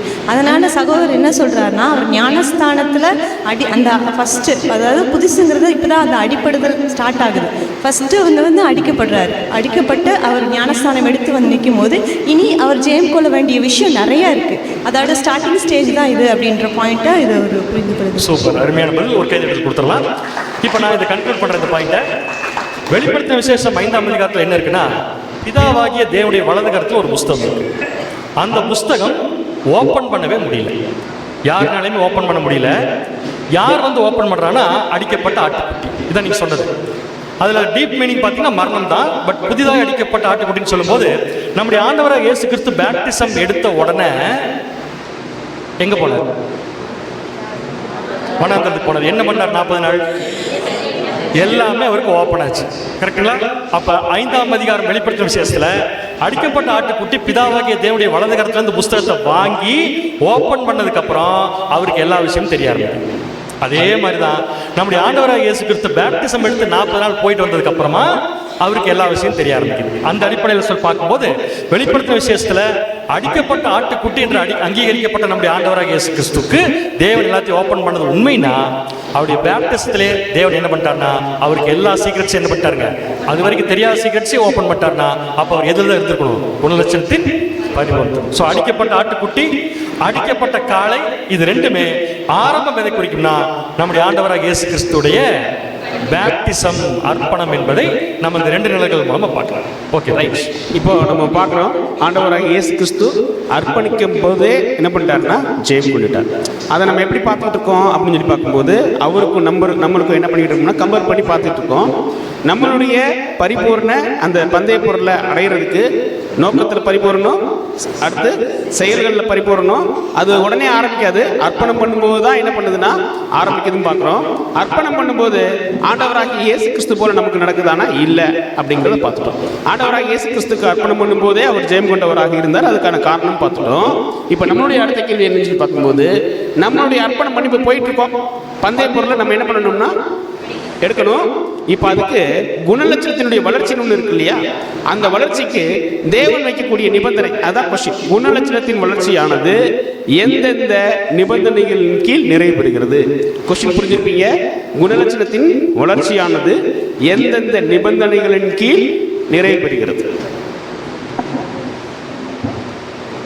2 நிபந்தனைகள் இருக்குங்க பிரதர். ஒன்று வந்து கீழ்ப்படிந்து ஒப்பு கொடுத்தல், இதுதான் முதல் நிபந்தனை. பொறுமையோட ஒன்று என்ன சொல்லிட்டாங்கன்னா கீழ்ப்படிந்து ஒப்பு கொடுத்தல் முதலாம் நிபந்தனை. இதுக்கு ஏதாவது எக்ஸாம் சொல்லுங்க. குயவன் மண்பானையில் அதுக்கு போயிடாதீங்க. ஓகே, எக்ஸாம்பிள் வேண்டாம், விட்டுறலாம். ஒரு பழத்தை கைத்தல் சகோதரி கொடுத்துடலாம். 2வது ஞானஸ்தானம், பொறுமையோடு. யார் யாரெல்லாம் சொன்னது? இப்போ பதில் எல்லாருமே சொல்லிட்டீங்களா? ரொம்ப சந்தோஷம். ஓகே, அப்போ 2மே நம்ம என்ன பண்ணுறோம்னா இப்போ முடிக்கலாம். அது 2மே முக்கியமான விஷயம். கீழ்ப்படிகிறதுங்கிறது வந்து பார்த்தோம்னா பிரதானம். ஆனால் கீழ்ப்படிந்து அதில் வரக்கூடிய சோதனைகளில் பொறுமையாக சகிக்கிறோம் பார்த்தீங்களா, இது ரொம்ப ரொம்ப முக்கியம். ஒரு பலத்தை கைதல் கொடுத்துடலாம். Thank you sisters. அடுத்த கொஸ்டின், இந்த 2 நிபந்தனைகள் எந்த 2 நிபந்தனைகள்? சகோதரி பதிலாக சொன்னாங்க இல்லைங்களா? முதல் நிபந்தனை என்ன? தேவன் எதை கொடுத்தாலும் கீழ்ப்படிந்து நம்மளை என்ன பண்ணிடணும்? ஒப்பு கொடுத்தணும். செகண்ட், இது மட்டும் பத்தாது. இது மட்டும் நிபந்தனை கிடையாது. இன்னொரு விஷயம் என்ன, அந்த கொடுத்த விஷயத்தில் நம்ம எப்படி இருக்கணும்னா பொறுமையோடு சகித்து தொடர வேண்டும். நோட் பண்ணிக்கோங்க. கேள்வி ரொம்ப கிளியரா படிச்சுக்கலாம். கீழ்ப்படிந்து ஒப்பு கொடுக்கணும். 2வது விஷயம் பொறுமையோடு சகித்து தொடரணும். இந்த 2ஐயும் சேர்த்து எளிதாக புரிந்து கொள்வதற்கு சகோதரர் இந்த பாடத்தில் உபயோகப்படுத்திருக்கும், இப்ப எந்த பாத்திரம் சொல்ல போது தெரியல, உபயோகப்படுத்திருக்கும் எக்ஸாம்பிள் கூறுங்க. இதுவரை சொல்லாதவங்களுக்கு கொடுக்க ஒரு சான்ஸ். ஓகே,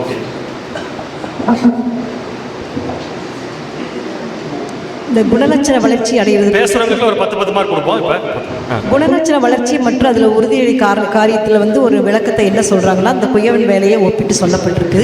குயவன் வந்து சரியான களிமண்ணை வந்து தெரிந்தெடுக்கணும்னு சொல்லியிருக்காங்க. ஒருவேளை சரியில்லாத மண்ணை தெரிந்தெடுத்துட்டா அது வணையக்கூடிய பாத்திரம் வந்து கீறல் விழுந்துடும், விரிசல் ஆயிரும், அப்புறம் அதிக சூடு தாங்காதுன்னு சொல்லி சொல்லப்பட்டிருக்கு. அதே சமயத்தில் நல்ல மண்ணை ஒரு குயவன் வந்து ஒரு நல்ல பாத்திரமாக உருவாக்குறதுக்கு அதை முதல்ல வந்து அதை அதை சூளையில் வந்து 2-3 நாள் அதை வந்து தொடர்ச்சியாக அதை சூட்டுக்கு அதிகமான சூட்டில் வைப்பாங்க. அந்த சூட்டில் இருந்த அந்த பானை வந்து அது கொஞ்சம் அதை 3 நாள் கழித்து அது ஆறின பின்னாடி திரும்பவும் வந்து அதுக்கு ஒரு மேல் பூச்சி பூசணும்னு சொல்லியிருக்காங்க. அந்த மேல் பூச்சி பூசும்போது அது பாத்திரம் வந்து அது உருகி 2வது சூட்டுக்கு அது தயாராகுது. உருகி அது பளபளப்பாகுது. அந்த பளபளப்பான பாத்திரம் வந்து வச்சு சூடுபடுத்தும் போது அதில் ஒரு சில வகை பீங்கான் பாத்திரத்தை கூட நல்லா அலங்கரிப்பான வேலைப்பாடுகள் வச்சு செய்வாங்கன்னு சொல்லியிருக்காங்க. அப்படி செய்யப்பட்ட பாத்திரம் கூட வந்து 3வது ஒரு முறையாக கூட வந்து அது உடஞ்சி போகிறதுக்கு வாய்ப்பு இருக்குது. அது திரும்பவும் வந்து 3வது முறை வந்து கொண்டு போய் சூடுபடுத்தும் போது கூட 2 முறை அந்த பாத்திரம் உருவானா கூட 3வது முறை அது வந்து உடைந்து போகுது. அப்போ அதில் வந்து எந்த பாத்திரம் வந்து அந்த சூட்டுக்கு தாங்கி நிலை நிற்குதோ அந்த பாத்திரம் வந்து ஒரு குயவனால் பயன்படுத்தக்கூடிய நல்ல பாத்திரமாக உருவாகுதுன்னு சொல்லிட்டு இந்த எக்ஸாம்பிள். சகோதரிக்கு ஒரு நல்ல கைதட்டல் கொடுத்துடலாம். ஆனால் இன்னும் கேள்வி முடியவில்லை. சகோதரி என்ன பண்ணிட்டாங்கன்னா 2 நிபந்தனைகளை சேர்த்து சொல்லிட்டீங்க. 2 நிபந்தனைகளை சேர்த்து சொல்லிட்டீங்க. 2 நிபந்தனை என்ன சொல்லுங்க? முதல் நிபந்தனை என்ன? கீழ்ப்படிந்து ஒப்புக்கொண்டு. ஒரு குயவனுடைய கையில் ஒரு பாத்திரம் பானை உருவாகும் போது கீழ்ப்படிந்து ஒப்பு கொடுத்தல் எந்த பாட்டில் இருக்கு? பொறுமையோடு சகித்து தொடர்தல் எங்க இருக்கு? அப்படி எக்ஸ்பிளைன் பண்ணிங்கன்னா நல்லா இருக்கும். அவங்க சாய்ஸ் தான். பிரதர் சித்தார்த் 2 பிரிச்சு சொன்னீங்கன்னா ரொம்ப நல்லா இருக்கும். அனைவருக்கும் அன்பின் வாழ்த்துக்கள். சிஸ்டர் முன்னாடியே சொல்லிட்டாங்க. அது எப்படின்னா ஃபஸ்ட்டு பார்ட்னா அதாவது ஃபஸ்ட்டு செலெக்ஷன் பண்ணுவாங்க.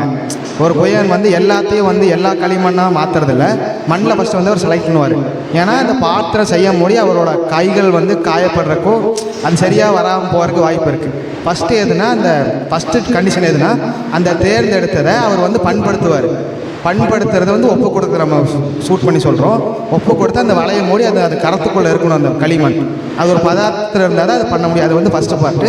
செகண்ட் கண்டிஷன் வந்து எதுனா அந்த நெருப்பில் போட்டு அவங்கள சூடும்போது அதில் வந்து அது வித்ஸ்டாண்ட் பண்ணுறது வந்து நம்ம அந்த பொறுமையாக சகித்தல் எடுத்து நம்ம அருமையான பதில். நான் திருப்பி எக்ஸ்பிளைன் பண்ணியிருந்த பாயிண்ட் மட்டும் 2 நிபந்தனை சொன்னோம். ஒன்று கீழ்ப்படிந்து ஒப்பு கொடுத்தல். ஃபஸ்ட்டு கீழ்ப்படிந்து ஒப்பு கொடுக்காத விஷயத்தை தேவன் டெஸ்ட் பண்ணவே மாட்டார். அப்படின்னா இந்த குயவன் கையில் உருவாகிற இந்த பாத்திரத்தில் இந்த முதல் நிபந்தனை இருக்கு இல்லையா, கீழ்ப்படிந்து ஒப்பு கொடுத்தல்ங்கிறது என்னன்னா ஒரு மண்ணை ஃபர்ஸ்ட் செலக்ட் பண்றது, அந்த மண்ணை பக்குவப்படுத்துறது. ஸோ மண்ணை பக்குவப்படுத்தும் போது எந்த மண் அந்த பக்குவத்துக்கு வருதோ அந்த மண்ணு தான் அடுத்து சூடேற்றப்படும். பக்குவத்துக்கு வராத மண்ணை சூடேற்றினா உடஞ்சு போயிடும். அப்போ ஃபர்ஸ்ட் ஸ்டெப்ல தேவன் என்ன பண்றாருன்னா செலெக்ஷன் ப்ராசஸ் வச்சிருக்காரு. எந்த மண் இந்த பாத்திரத்துக்கு சூட்டாகும். அப்போ மண்ணை செலக்ட் பண்ணுறதும் மண்ணை பக்குவப்படுத்துறதும் இது பக்குவமாச்சுன்னு கண்டுபிடிக்கிறதும் முதல் நிபந்தனை. அப்படின்னா நம்மளை தேவன் என்ன பண்ணுறாருன்னா மண்ணை தான் பார்க்குறாரு. இந்த மண்ணெல்லாம் கடைசியாக போய் நிற்கிற அந்த டார்கெட்டுக்கு உடையாம சூடு வரும்போது அடுத்து வரப்போகிற சூட்டுக்கு கடைசியில் போய் நிற்கும் போது உடையாமல் இருக்கோம்னா எந்தெந்த மண் நமக்கு வேணும்னு செலக்ட் பண்ணுறாரு. அப்படி செலக்ட் பண்ண உடனே அந்த மண் என்ன பண்ணணும்? முதல் நிபந்தனை ஹேண்டில் பண்ணணும். முதல் நிபந்தனை என்ன? கீழ்ப்படித்து ஒப்பு கொடுக்கணும். ஸோ ஒப்பு கொடுத்தாச்சா நெக்ஸ்ட் தேவன் என்ன பண்ணுவார்? இது ஒரு நல்ல பாத்திரமா மாற்றணும். அதுக்கு என்ன பண்ணணும்? சூடேற்றணும். அப்போ தேவன் செகண்ட் நிபந்தனை என்னன்னு பார்த்தீங்கன்னா பொறுமையோடு சகித்து தொடரும். ஸோ இந்த பாத்திரத்தை கொண்டு போய் 700 டிகிரியில் வச்சாலும் சரி, 70 டிகிரியில் வச்சாலும் சரி, கோட்டிங் போட்டு வச்சாலும் சரி, அழகுபடுத்தி வச்சாலும் சரி, வைக்கிறவர் எந்த நோக்கத்துக்காக வைக்கிறாரோ அதை மட்டுமே வெளிப்படுத்தி காட்ட வேண்டும். கிராக் ஆகக்கூடாது. இந்த 2 நிபந்தனைகள் கீழ் தான் குணலட்சணமானது தேவனுக்கு பிரியமாக வளருதுங்கிறத இந்த எக்ஸாம்பிள் மூலம் நம்ம அழகாக கண்டுபிடிச்சோம். எல்லாருக்குமே ஒரு கதைகள் கொடுத்துடலாம். ரைட். இப்போ இந்த 2 நிபந்தனைகளோட தொடர்ந்து ஒருத்தர் பயணிச்சார்னா தேவன் அவருக்குன்னு ஒரு எல்லை கோடு வச்சிருப்பார் இல்லையா? அந்த எல்லை கோடு தான் அடுத்த கேள்வி. அதாவது குணலட்சணத்தினுடைய வளர்ச்சியின் விஷயத்தில் தேவன் நிர்ணயிக்கும் எல்லை கோடு எது ஒரு கேள்வி, அதை அடைய பின்பற்ற வேண்டிய விதி என்ன 2 மடங்குல ஒரு கேள்வி.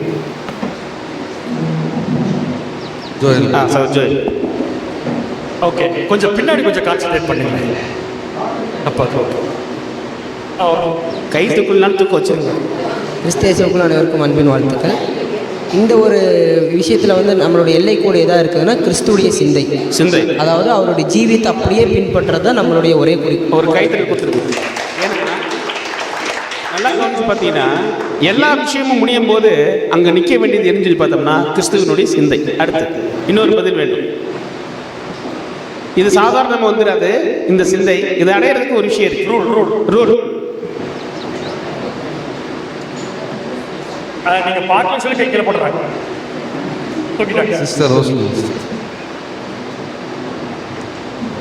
இது வரைக்கும் பதிலே சொல்லாதவர்களுக்கு தனி கேள்விகள் பின்னாடி வச்சிருக்கோம், அது வரும் பின்னாடி. அதனால் இதுக்கே சொல்லிட்டீங்கன்னா தப்பிச்சுக்கலாம்.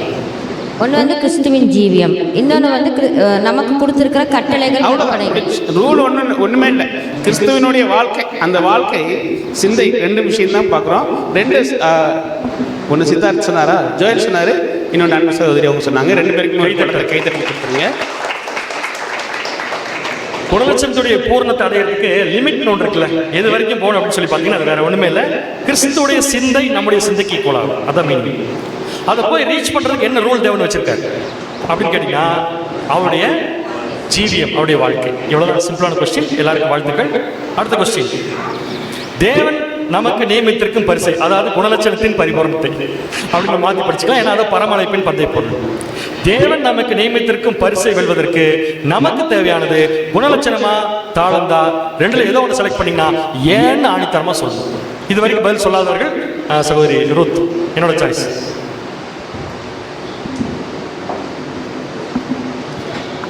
கர்த்தருக்கு ஸ்தோத்திரம். ஸோ இந்த ப்ரைஸை வந்து நம்ம வாங்குறதுக்கு பிரதரிங்க என்ன சொல்லியிருக்காரு, அப்புறம் நமக்கு தெரிஞ்ச ஒரே விஷயம் என்னென்னா குணலட்சண வளர்ச்சி மட்டும்தான் அதுக்கு வந்து உதவி செய்யும்னு. தாளந்து எல்லாருக்குமே தேவன் கொடுத்துருக்காரு, ஆனால் அது யூஸ் ஆகாது. ஏன்னா தேவன் நினச்சிருந்தா யாருக்கு வேணாலும் எவ்வளோ டேலண்ட் வேணாலும் கொடுத்துருக்கலாம். பட் குணலட்சண வளர்ச்சின்றது நமக்காகவே ஸ்பெஷலாக கொடுக்கப்பட்ட ஒரு மார்க்காக இருக்குது. ஸோ அதை அடைஞ்சால் மட்டும்தான் ராஜ்யத்துக்கே சென்று சேர முடியும் அப்படின்றதையும் நீங்கள் சொல்லியிருக்கீங்க. சூப்பராக ஒரு கைத்தட்டல் கொடுக்கலாம். இப்போ இதே கொஸ்டின் இன்னொரு சிஸ்டர் கேட்க போறேன். இதே கொஸ்டின் இன்னொரு சிஸ்டர் கேட்க போறேன். இப்போ அவங்க எந்த விதத்தில் பதில் சொல்றாங்க பார்க்கலாம். சகோதரி பிரிஸ்கில்லா, கை தட்டுங்க, பாருங்க எந்திரிப்பாங்க.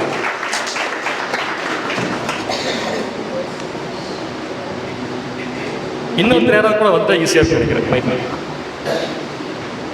பிரதர், நமக்கு வந்து கேரக்டர் தான் முக்கியம் அப்படின்னு சிஸ்டர் சொல்லிட்டாங்க. டேலண்ட்ஸ் முக்கியம் இல்லை. ஏன் அப்படின்னா நமக்கு டேலண்ட்ஸ் ப்ராக்டிக்கலாக நம்ம எக்ஸாம்பிள் எடுத்துக்கலாம். இப்போ நம்ம லைஃப்லேயே கூட நம்ம நிறைய டேலண்ட்ஸ் நமக்குள்ளே இருக்கும். ஃபார் எக்ஸாம்பிள் ஒரு இப்போ நம்ம பார்த்துட்டு இருக்கிற விஷயங்கள் கூட பெரிய டிஸ்கஷனில் படித்த ஆன்சர் சொல்கிறது ஒரு விஷயமே இல்லை. அந்த படித்த விஷயத்தை எந்த அளவுக்கு நம்ம உள்ளே கொண்டு போய் கேரக்டரில் வெளியே கொண்டு வரோமோ அதுதான் மேட்டர். தேவன் என்ன எதிர்பார்க்குறாருன்னா டேலண்ட்ஸு கிடையாது, நமக்குள்ளே எந்த அளவுக்கு நம்ம அந்த அட்டைன் பண்ணியிருக்கோமோ அந்த விஷயத்தை தான் வந்து பார்க்குறாரு. கேரக்டர் அட்டைன்மெண்ட்டுன்றது எல்லா விதத்துலையும் டைவர்ட் ஆகி இருக்கிற டைமில் வராது. மேலே இருக்கிற பேராகிராஃபில் கூட பிரதர் சொல்லியிருப்பார். ஒரே ஒரு விஷயம் தான் பவுல் ஃபாலோ பண்ணார். நம்ம வேணால் ஏசு கிறிஸ்து வந்து பார்த்திங்கன்னா பர்ஃபெக்ட் ஹியூமன் நேச்சரில் இருந்தார், அதனால அவர் ஃபாலோ பண்ணிட்டாருன்னு சொல்லலாம். ஆனால் அப்போஸ் நாங்கள் பவுலை எடுத்தோன்னா அவர் அந்த கண்டிஷன்லேயே இல்லை. நம்மளை போல் ஒரு அதாவது மாம்சீக சரீரத்தில் வீக்லி வெசலில் தான் அவர் இருந்தார். ஆனாலும் அந்த விஷயத்தை ஒன் மைண்டை ஃபாலோ பண்ணி அந்த கேரக்டர் லைக்னஸ் அட்டென்ட் பண்ணி அடுத்த வாரம் எடுத்து போகிற சப்ஜெக்டில் சேர்த்து பேசுறீங்க. ஓகே, சகோதரிக்கு ஒரு பாராட்டுகள் கொடுத்துடலாம். நம்ம சிம்பிளான கேள்வி ஆனால் பெரிய விஷயம்.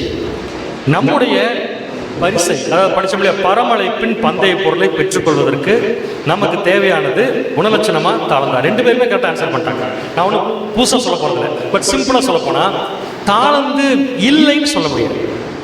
தாளந்து இல்லைன்னு சொல்ல முடியாது.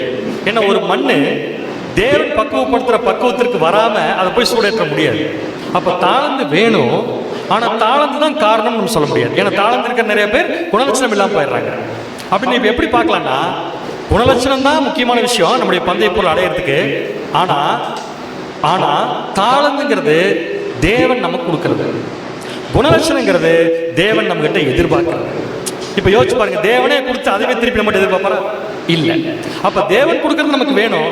அட் த சேம் டைம் தேவன் கொடுத்ததை வச்சுக்கிட்டு குணலட்சணத்தின் பரிபூரணத்தை அடைஞ்சா மட்டும்தான் பரமழைப்பின் பந்தய பொருளை பெற்றுக்கொள்ள முடியும். ஸோ அனைவருக்கும் வாழ்த்துக்கள்.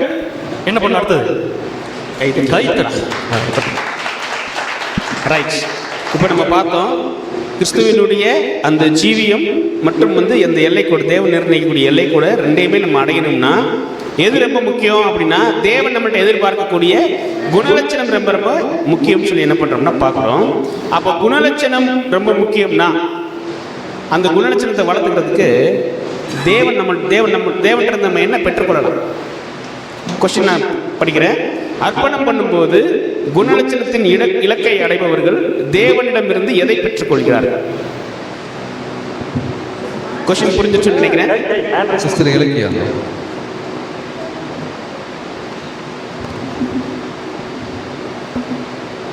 கிறிஸ்துவுக்குள் எல்லாருக்கும் அன்பின் வாழ்த்துக்கள்.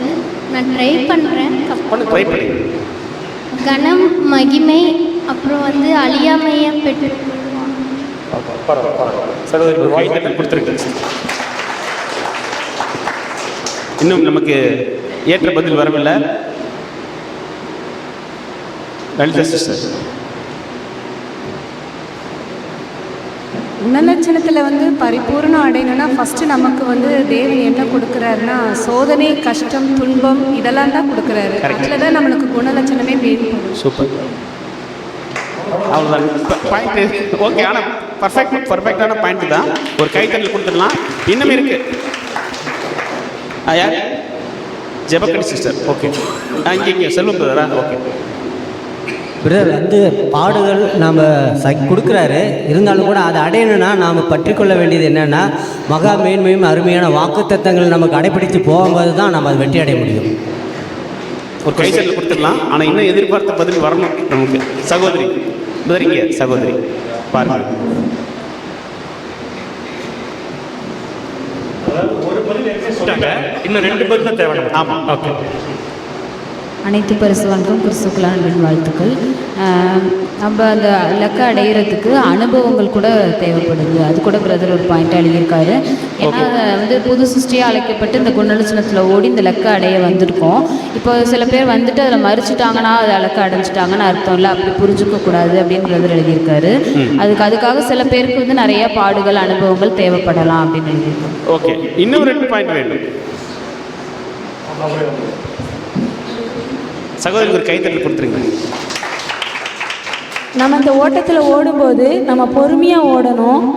அப்புறம் யாருன்னு தெரியல, பெருமை கொள்ளக்கூடாது. தாழ்மையோடு நம்ம இந்த ஓட்டத்தில் ஓடி முடிக்கணும்னு கிறிஸ்து எப்படி மனத்தாழ்மையோடு வந்தாரோ நம்மளும் அந்த மனத்தாழ்மை அணிந்து கொண்டு இந்த ஓட்டத்தை இறுதி வரை நம்ம ஓடி. அதாவது அந்த பாயிண்ட் நமக்கு வரணும். அந்த பேராகிராஃப்ல இருக்கக்கூடிய பாயிண்ட் வெளில வரணும். அதாவது தேவன் என்ன கொடுப்பார்? அது கொஸ்டின் கவனிங். ஃபர்ஸ்ட் குணலட்சணத்தின் பரிபூர்ணத்தை நோக்கி ஓடக்கூடியவர்களுக்கு தேவன் என்ன கொடுப்பார்? முதல் ஆன்சர் கரெக்ட். தேவன் கொடுக்கறதா சோதனை, பாடுகள், சூழ்நிலை. அப்புறம் தேவனோட வெளிச்சம், சத்திய வெளிச்சம். இங்கே ரமேஷ் சிஸ்லாம், ரமேஷ் சிஸ்லாம்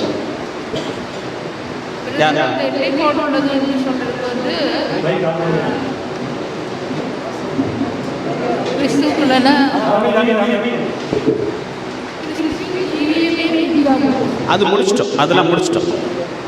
பிரதர், அவர் சோதனைகள் செய்யறதுக்கு வாய்ப்பு கொடுப்பாங்க, சான்ஸ் கொடுப்பாங்க. அதை எப்படி டார்கெட் அடைங்க? ஓகே, இப்போ சிஸ்டர் சொன்னது கரெக்டாக. பட் முதல் பாயிண்டோட சேர்ந்த பாயிண்ட் தான் எல்லாருக்கும் ஒரு வாழ்த்துக்கள் கொடுத்துடலாம். சகோதரிக்கு ஒரே ஒரு சான்ஸ் ட்ரை பண்ணலாம், இல்லை ஆன்சருக்கு போயிடலாம். பவுலின் சிஸ்டர். கிறிஸ்துவுக்கு அன்பின் வாழ்த்துக்கள். அவர் சோதனை கொடுக்கும்போது அந்த சோதனையை வந்து சகிச்சு அது உண்மையும் கீழ்ப்படிதலுமா இருக்கணும். பிரதர், அதற்குண்டான ஒரு டைம் பீரியடை கொடுப்பாங்க. பிரதர், சுவிசேஷம் எல்லாருக்கும் ஒரு க்ளூ தரேன். பேப்டிசம் எடுக்கும் போது அவ்வளவுதான், சிம்பிளான விஷயம்.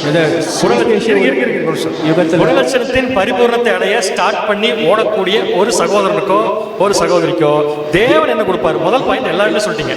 டைம் இருக்குங்க, டைம் எல்லாம் சொல்லிட்டீங்க. வேற இன்விடேஷன் கொடுக்கணும் பிரதர். முதல்ல நம்மளுக்கான அழைப்பு அவர் கொடுக்கணும் சுவிசேஷ உலகத்தில். அப்போ தான் நம்ம பாடுகளை அனுபவிக்கிறதுக்கு நம்ம உள்ளே போகிறதுக்கான தகுதியே அங்கிருந்து ஆரம்பிக்குது.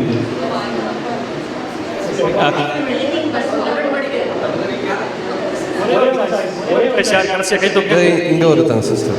ஓகே, கிறிஸ்துவுக்கு அன்பின் வாழ்த்துக்கள். சொல்லிட்டாங்க, என்ன சொன்னது? பரிசுத்த ஆவி.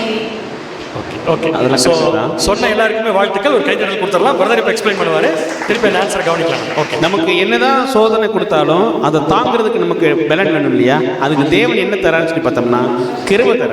கரெக்டுங்களா? கிருபை இல்லாமல் என்ன பண்ண முடியாதுன்னா பண்ணவே முடியாது. ரெண்டாவது, கிறிஸ்துவனுடைய பள்ளியில் நம்ம என்ன பண்ணப்படுறோம்னா சேர்க்கப்படுறோம் அப்படிங்கிறது தான் ரொம்ப ஒரு கரெக்டான ஆன்சரு. பட் எல்லாருமே ஆல்மோஸ்ட் நிறைய விஷயங்கள் என்ன பண்ணீங்கன்னா சொன்னீங்க. அனைவருக்கும் கிறிஸ்துவுக்குள்ளான அன்பின் வாழ்த்துக்கள் ஒரு கைத்தட்டல் கொடுத்துடலாம். முதல்ல தேவன் கொடுக்குற சோதனை, சூழ்நிலை, டைம் எல்லாம் ஓகே, சகிப்புத்தன்மை எல்லாம் ஓகே. செகண்ட் விஷயம், வேற சொன்ன மாதிரி கிருபை. என்ன கிருபைனா கிறிஸ்துவையே நம்ம ட்ரெஸ்ஸாக போட்டுக்கிற கிருபை தேவன் கொடுக்குறாரு. நம்ம எல்லாத்தையுமே அட்வொகேட் ஒர்க் பண்ணுறதுக்கு இயேசு கிறிஸ்து என்ன பண்ணுறாருன்னு முன் வராரு. இது யார் கொடுக்குறாங்க? தேவன் தான் கொடுக்குறாரு. இந்த விஷயம் ரொம்ப ரொம்ப முக்கியம். அந்த ட்ரெஸ் இல்லாமல் நம்ம குணலட்சணத்தின் பரிபூரணத்தை அடையிறதுக்கு வாய்ப்பே இல்லை. அடுத்தது நம்மளை கொண்டு ஒரு ஸ்கூலில் சேர்த்து விட்றாரு தேவன். பேப்டிசம் எடுத்தோடனே அந்த ஸ்கூலில் கொண்டு சேர்த்து விட்ருவார். என்ன ஸ்கூல் அது? School of Christ. இதெல்லாம் இந்த ரைட்டிங்கில் இருக்கு. கிறிஸ்துவின் பள்ளியில் அவர்கள் சேர்க்கப்படுவார்கள். அந்த பள்ளியில் இருக்கக்கூடிய நம்முடைய ஆண்டவராகிய இயேசு கிறிஸ்து நம்மை நீதிமான் ஆக்குவதற்காக கிருபையை கொடுக்கிறாரு. அந்த கிருபையை பெற்றுக்கொண்ட நாம தேவன் கொடுக்கும் சோதனைகளை சந்தோஷமாக அனுபவித்து, எப்படி ஒரு கோயவன் கையில் இருக்கிற பானை தன்னை ஒப்பு கொடுத்து ஹீட் வரும்போது தாங்கி பர்ஃபெக்ஷனுக்கு போறதுக்காக தேவன் கொடுக்குற விஷயம் இந்த மூணுமே. என்னென்ன விஷயம்? நம்பர் 1 பாடுகள். நம்பர் 2 கிருபை. எப்படி கிருபை? அது நீதிமான் ஆக்கக்கூடிய நிலைமை இயேசு கிறிஸ்து மூலமாக நம்ம கொடுக்குறாரு. மூணாவது என்ன? கிறிஸ்துவின் பள்ளியில் சேர்ந்து நம்ம என்ன பண்ணுறோம்னா கற்றுக்கொள்ள ஆரம்பிக்கிறோம். அடுத்தது இப்போ முக்கியமான கொஸ்டின், நமக்கு மகா பரீட்சையாக எது உள்ளது? நல்லா கொஞ்சம் அவசரப்படாமல் யோசிச்சு பதில் சொல்லுங்க. லக்கை அடைவதா, லக்கில் நிற்பதா? அதாவது இலக்கை அடைவதா, இலக்கில் நிற்பதா? இதுல எது நமக்கு தேவன் கொடுக்கிற டெஸ்ட்? இதுல எதுக்கு தேவன் பெரிய டெஸ்ட் வைக்கிறார்? லக்கை அடைவதற்கா, லக்கில் நிற்பதற்கா? கை கை மட்டும் தான் தூக்கும். பின்னாடி எல்லாம் பாருங்க கொஞ்சம் அப்படியே. இது வரைக்கும் சொல்லாதவங்களுக்கு வாய்ப்பு கொடுங்க. அப்பதான் இன்னும் கொஞ்சம் ஸ்பீடா போக முடியும். லக்கில் நிற்பது எப்படி? இல்ல கொஸ்டினே பாருங்க. லக்கில் நிற்பது கரெக்ட். எப்படி? ஏன்? எவ்வளோ ஒரு சோதனை பிரச்சனைகள் வந்தாலும் அதை கடந்து போய் தேவனுடைய ஒரே சிந்தையா நம்ம அதில் நிற்கிறது தான் அப்படின்னு சொல்லுவோம். முடிவு பரியாத்தம். ஓகே ஓகே, கொஸ்டின் நல்லா புரிஞ்சுக்கோங்க. தேவன் நமக்கு டெஸ்ட் வைக்கிறார் இல்லையா? அது லக்கை அடைவதற்கா, லக்கில் நிற்பதற்கா? எவ்வளவு கேள்வி? நிற்பதற்கு தான். எப்படி? அது சத்தியத்தை கேட்டு சத்தியத்தின் படி அப்படி நிற்கிறது. லக்கை அடைவதற்கு டெஸ்ட் வச்சாருன்னா போய் ஈஸியாக அடைஞ்சிடலாம்ல. ஏன் நிற்கிறதுக்கு வைக்கிறேன்? செந்தில் ஒரு பெரிய கைத்தட்டல்களை கொடுக்கும்படியாக காண்பதை கேட்டுக்கொள்ளப்படுங்க. சொல்லுங்க. பதில் இலக்கில் நிற்பதற்கு, அதாவது அடைவதற்கு இலக்கில் நின்னாதான் இலக்கை அடைய முடியும். Super, fantastic answer. ஒரு கைத்தட்டல் கொடுங்க. அருமை. இலக்கில் நிற்பதற்கு நமக்கு ஏற்கனவே சப்ஜெக்டில் நீங்கள் எடுத்துருக்கிறீங்க. அதனால அந்த டெஸ்டிங் பீரியட் இருக்கும். அது லாங்கிவிட்டி இருக்கான்னு செக் பண்ணுவாங்க. அருமையான பதில், அருமையான. டெஸ்டிங் முடிஞ்சதுக்கப்புறம் தான் எனக்கு கிடைக்கும். தேங்க்யூ பிரதர், சொன்ன அருமையான பதில். முதல்ல லக்கில் யாரால் நிற்க முடியுதோ அவங்க தான் லக்கு அடைய முடியும். அப்போ தேவன் சோதனை கொடுப்பாருன்னு பேசணும்ல, குணலட்சணத்தின் பரிபூரணத்தை அடையிறதுக்கு. அதுக்கு தேவன் வைக்கக்கூடிய எல்லா சோதனையுமே நம்ம லக்கில் போய் சேர்றதுக்குள்ள முதல்ல லக்கில் நிற்கிறோமான்னு பார்க்கறதுக்கு. இதுக்கு பெஸ்ட் எக்ஸாம்பிள் யார் தெரியுங்களா? ஆதாம். அதுவும் கொடுத்துருக்காரு சப்ஜெக்ட்ல. ஆதாமுக்கு தேவன் ஏதேன் தோட்டத்தில் வச்ச டெஸ்ட் வச்சாரா? வச்சார். அந்த டெஸ்ட் ஆதாம் லக்கை அடைவதற்கா, லக்கில் நிற்பதற்கா? அப்படி என்ன அர்த்தம்? பழத்தை சாப்பிட்டா நீ ஜீவனோடு இருப்பேங்கிறது அவருடைய பரிசு பொருள் கிடையாது. அது ஒரு டெஸ்டே கிடையாது ஆக்சுவலா. அது எதுக்குன்னா, இப்படி ஒரு ரூல் நான் போட்டா நீ அதில் நிப்பியா இல்லையான்னு பார்க்கறது தான்.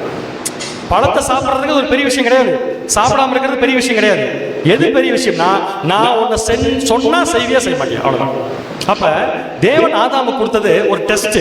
அந்த டெஸ்ட்டுக்குன்னா ஆதாம் போய் ரீச் ஆக வேண்டிய லக்குக்கல்ல, ஆதாம் லக்கில் போய் ரீச் ஆவாரா அப்படிங்கிறத பார்க்கறதுக்கு இப்போ ஒரு நிற்கிறான்னு பார்க்கறதுக்கு வச்ச டெஸ்ட் தான் அந்த டெஸ்ட். ஆனால் ஆதாம் எதிலே விழுந்துட்டாரு? நிற்கிறதுக்காக வைக்க டெஸ்ட்லேயே விழுந்ததுனால அவருடைய குணலட்சணம் பரிபூரணத்தை என்ன பண்ணீங்க? எல்லாருக்கும் கைதட்டல் கொடுத்துடலாம். விசேஷமாக டாக்டர் செந்தில் பார் அவருக்கு, ஏன்னா அவர் முதல் முறையாக பேசுகிறார், அதனால தான் கைதட்டல் கூட கொடுத்துடலாம். ரைட். இப்போ நம்ம கண்டுபிடிச்சோம் அடைவதா அல்லது நிற்பதாங்கிற விஷயம் இல்லைங்களா? அப்படின்னா நம்மளுடைய நோக்கம் எதன் மேலே இருக்கும் இல்லைங்களா? நாம் எதன் மீது நோக்கமாய் இருக்க வேண்டும், எதனால் ஏவப்பட வேண்டும், அதான் கேள்வி. இதுக்கு முன்னாடி நம்ம ஆன்சர் பார்த்துட்டோம். அதை வச்சு அடுத்து வரக்கூடிய விஷயங்கள் நீங்கள் ஈஸியாக சொல்லிடலாம். ஓகே, கொஸ்டின் நான் மாத்திரப்ப கவனிங்க. கை தூக்கிட்டாங்க. பிரதர், நம்ம எது மேலே நோக்கமாக இருக்கும் பிரதர் இந்த ஆர்டிக்கிள் கொடுத்துருக்காருன்னா, இனி வரும் பலன் மேல் நம்ம நோக்கமாக இருக்கணும் அப்படின்றத ஆர்டிக்கிளில் கொடுத்துருக்காரு. ஓகே, ஒரு கைத்தட்டில் கொடுத்துடலாம். இன்னும்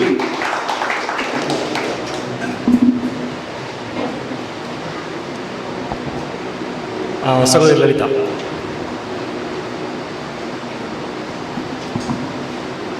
ட்ரை பண்ணுறேன். பண்ணுங்க. நம்மளுடைய நோக்கம் வந்து எதில் இருக்கணும் அப்படின்னு இந்த ஆர்டிக்கலில் பிரதர் கொடுத்துருக்கிறத நான் புரிஞ்சுக்கிட்டேன் அப்படின்னா, கணம், மகிமை இந்த ஒரு விஷயத்தில் வந்துட்டு நம்மளோட நோக்கமாக இருக்கணும்னு சொல்லியிருக்காங்க. எதில் நம்ம ஏவப்படணும் அப்படின்னா, அவர் நமக்கு கொடுத்த மகா பெரிய வாக்குத்தத்தத்தில் தான் நம்ம என்பது சரியான பதில், சரியான விஷயம். கைத்தறி கொடுத்துடலாம். ஏன்னா ஒருவேளை நமக்கு மகிமை கனம் கிடைக்கும் சொல்லிட்டு அதுலேயே நினைச்சு ஓடிக்கிட்டே இருந்தோம்னா அதுவே வேறு விஷயத்துக்கு என்ன பண்ணிடும்னா கொண்டு போய் சேர்த்துரும். ஆனால் எதன் மேலே நம்மளுடைய நாட்டம் இருக்கணும்னு சொல்லி பார்க்கும்போது வாக்கு தத்தங்கள் மேலே தான் உறுதியாக இருக்கணுங்கிற ஒரு விஷயத்தை தான் பார்க்குறோம். இப்போ அடுத்த கேள்விக்குள்ள நம்ம போகலாம். இதில் ஒரு சின்ன சப் கொஸ்டின் எனக்கு, சபையாகணும்னு ஆசைப்படலாமா?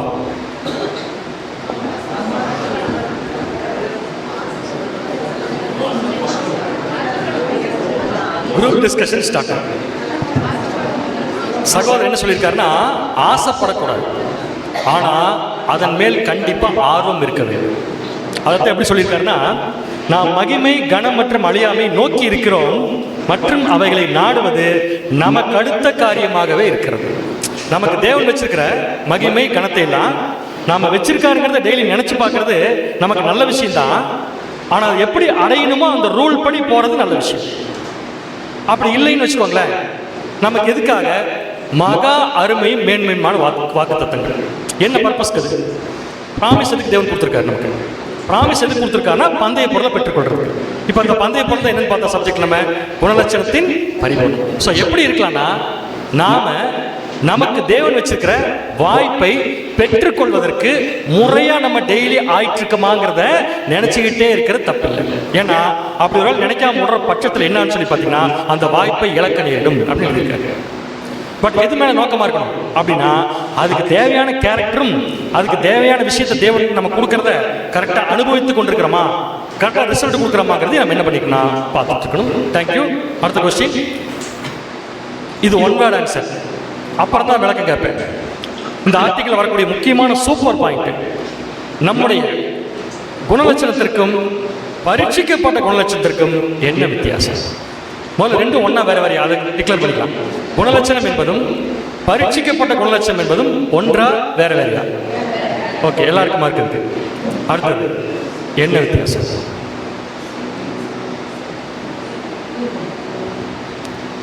பிரதர் ரெண்டும் வேறு. எப்படின்னு பார்த்தீங்கன்னா, குணலட்சணம் அப்படின்னு நம்மளுக்கு பேசிக்காகவே ஒரு குணலட்சணம் இருக்கும் பிரதர். அது வந்து தேவன் நம்மளுக்கு கொடுக்கறது. இப்போது பரீட்சிக்கப்பட்ட குணலட்சணம் அப்படின்னா நம்மளோட சுய சித்தத்தை செயல்படுத்துறதுக்கு நமக்கு வாய்ப்பு இருந்தோம். ஆனால் நம்ம அந்த சித்தத்தை செயல்படுத்தாமல் தேவன் எதை எதிர்பார்த்துருக்காரோ தேவனோட சித்தத்தை வந்து நம்ம அவருக்கு நம்ம வெளிப்படுத்துகிறோம் இல்லையா, கொண்டு வரோம் இல்லைங்களா, அதுதான் வந்து பரீட்சிக்கப்பட்ட குணலட்சணம் அப்படின்றது. நல்ல பதில், ஒரு கைத்தட்டல் கொடுக்கலாம். But answer not completed. கேள்வி நல்லா புரிஞ்சுக்கோங்க.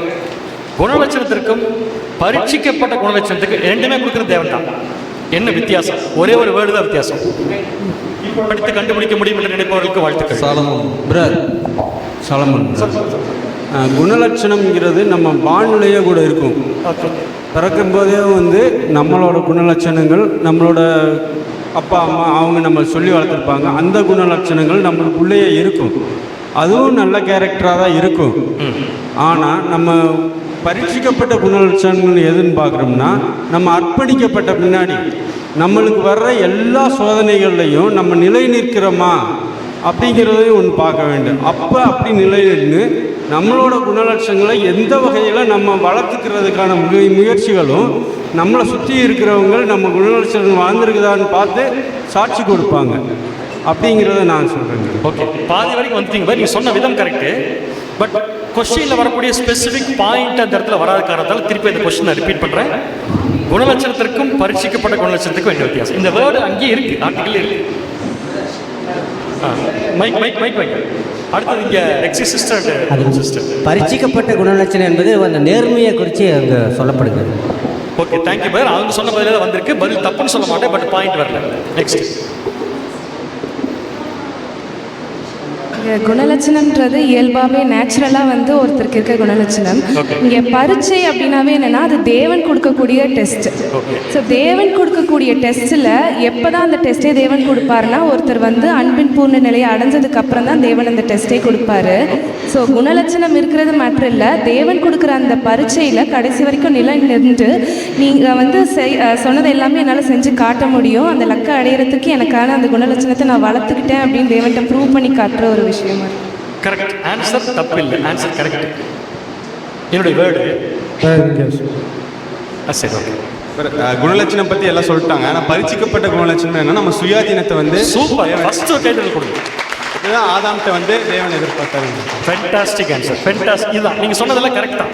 பட் நீங்கள் சொன்ன வியூ எல்லாமே கரெக்ட் தான் பிரதர். பட் இந்த ஆர்டிக்கலில் பிரதர் அதான் ரசல் ஒவ்வொரு வேர்டும் ரொம்ப ரொம்ப முக்கியமான விஷயம். பார்த்தீங்கன்னா அந்த சுயாதீனம் அப்படிங்கிறது ஆட் ஆகும்போது அது பரிச்சிக்கப்பட்ட குணலட்சணமாக மாறுது. எப்படி பார்த்தா தேவன் நம்மகிட்ட எதிர்பார்க்கறது குணலட்சணமா பரீட்சிக்கப்பட்ட குணலட்சணம்னா பரீட்சிக்கப்பட்ட குணலட்சணம் தான். எப்படின்னு சொல்ல போனால் இப்போ ஃபர்ஸ்ட் ஆதாம தேவன் உருவாக்கினார். ஆதாம் கிட்ட நல்ல குவாலிட்டிஸ் இருந்துச்சா இல்லையா? தேவனுடைய சாயல் வித்தவுட் சின் இருந்தார், நல்ல குணலட்சணம் இருந்துச்சு. ஆனால் தேவன் இந்த ஒரு நல்ல குணலட்சணம் போதும் முடிவு பண்ணியிருந்தாருன்னு ஆதாம் டெஸ்ட்டே வந்திருக்காரு. இப்போ உடனே ஆதாமுக்கு என்ன வச்சாரு? டெஸ்ட்டில் ஆதாமுக்கு என்ன கொடுத்தாரு? சுயாதீனம். என்ன சுயாதீனம் கொடுத்தாரு? நீ எதை வேணாலும் என்ன பண்ணலாம், சூஸ் பண்ணலாம். அப்போ தேவன் நமக்கு சாய்ஸ் கொடுத்துட்டு நீ எதை வேணாலும் சூஸ் பண்ணலாம்னு சொல்லி கொண்டு வர்றாரு இல்லையா? அதுல தேவன் விரும்புறத சூஸ் பண்றோம் இல்லையா? அதுதான் பரிச்சிக்கப்பட்ட குணலட்சணம். இப்போ தேவன் பேப்டிசம் எடுத்ததுக்கு அப்புறம் நீங்க சொன்ன பாயிண்ட் எல்லாமே கரெக்ட். பேப்டிசம் எடுத்ததுக்கு அப்புறம் நாம நம்மளை தேவனுக்கு சப்மிட் பண்ணும்போது தேவன் நம்மளை சார்ஜ் எடுத்துக்கிறாரு, பொறுப்பெடுத்துக்கிறாரு. அப்போ அவர் எப்படி கொடுப்பாரு? டெஸ்ட் எல்லாம் நம்மளை அப்படியே பாதுகாத்து வச்சு கொடுப்பாரு? இல்ல, பாதுகாப்பும் கொடுப்பாரு, அட் த சேம் டைம் ஆபத்து உண்டாகும் சூழ்நிலையும் கொடுப்பாரு. ரெண்டுலையுமே டிசிஷன் எடுக்கிறதுக்கு நமக்கு சான்ஸ் கொடுப்பாரு. அந்த டிசிஷனை யார் கரெக்டாக இருக்கிறாங்களோ, அதாவது தேவன் கொடுத்த சுயாதீனத்தை தேவனுக்கே யார் யூஸ் பண்ணுறாங்களோ அவர்களுக்கு டெவலப் ஆகிற குணலட்சணத்தின் பேர் தான் பரீட்சிக்கப்பட்ட குணலட்சணம். அப்படின்னா தேவன் நம்மகிட்ட பந்தய பொருள் அப்படின்னு சொல்லி எதிர்பார்க்கறது நம்மகிட்ட இருக்கிற குணலட்சணமா, தேவன் நம்மகிட்ட பரீட்சிக்கப்பட்ட குணலட்சணமா? பரீட்சிக்கப்பட்ட குணலட்சணம் எத்தனை பேர்கிட்ட இருக்குது? எத்தனை பேர் சுயாதீனத்தை சரியாக யூஸ் பண்ணுறோம்? ஆனால் உண்மையாக சொல்ல போனால் இந்த பூமியில் தேவன் எதையுமே நம்மளை கம்பல் பண்ணவே மாட்டோம். ஆனால் அவர் என்ன விரும்புகிறாரோ அதை நம்ம செய்கிறோமான்னு எதிர்பார்த்து காத்துட்ருப்பார். யார் அவர் விரும்புவதை செய்கிறார்களோ அவர்கள் ஆட்டோமேட்டிக்காக பந்தய பொருளை பெற்றுக்கொள்வார்கள். காரணம், கிறிஸ்து இயேசுவில் உள்ள சிந்தை இருப்பவர்கள் தேவன் திங்க் பண்ணுற மாதிரி தான் திங்க் பண்ணுவாங்க. ஏன்னா சிந்தை கிறிஸ்துவோடு. அப்போ சுயாதீனம் என்பது கொடுக்கப்படுறது எதுக்குன்னா நம்முடைய முன்னேற்றத்திற்கு. அதை தேவனுக்கு யூஸ் பண்ணாம வேற எதுக்காக யூஸ் பண்ணோம்னா அந்த குணலட்சணம் பரீட்சிக்கப்பட்ட குணலட்சணமா இருக்கிறதுக்கு வாய்ப்பு இல்லை. எல்லாருக்கும் ஒரு கைதட்டல் கொடுத்துடலாம். நன்றி. ஸோ பார்த்தோம், நமக்கு கிறிஸ்துவனுடைய சிந்தை இருக்கணும்னா பரீட்சிக்கப்பட்ட குணலட்சணம் அப்படிங்கிற ஒரு விஷயம். இதுக்கு நம்ம ஆட்டோமேட்டிக்காகவே என்ன பண்ணுவோம் அப்படின்னு சொல்லி பார்த்தோம்னா, நீதியை விரும்பி அக்கிரமத்தை நம்ம என்ன பண்ணோம்னா வெறுப்போம் இல்லைங்களா? இதே மாதிரி ராஜ்யத்தில் உலக ஜனங்கள் கிறிஸ்துவின், அதாவது உலக ஜனங்கள் கிறிஸ்துவின் ராஜ்யத்தில் எப்படி குணலட்சணத்தை பூரணப்படுவார்? குணலட்சணத்தில் பூரணப்படுவார். அதாவது வேறோட கேள்வி என்னன்னா, உலக ஜனங்களும் ராஜ்யத்திற்குள்ள உயிர்த்தெழுந்து வந்து குணலட்சணத்தின் பரிபூரணத்தை அடையாமல் நித்திய ஜீவனை பெற்றுக்கொள்ள முடியாது. அது கிளியரா? அப்படின்னா எப்படி பெற்றுக்கொள்வாங்க கேட்குறேன்.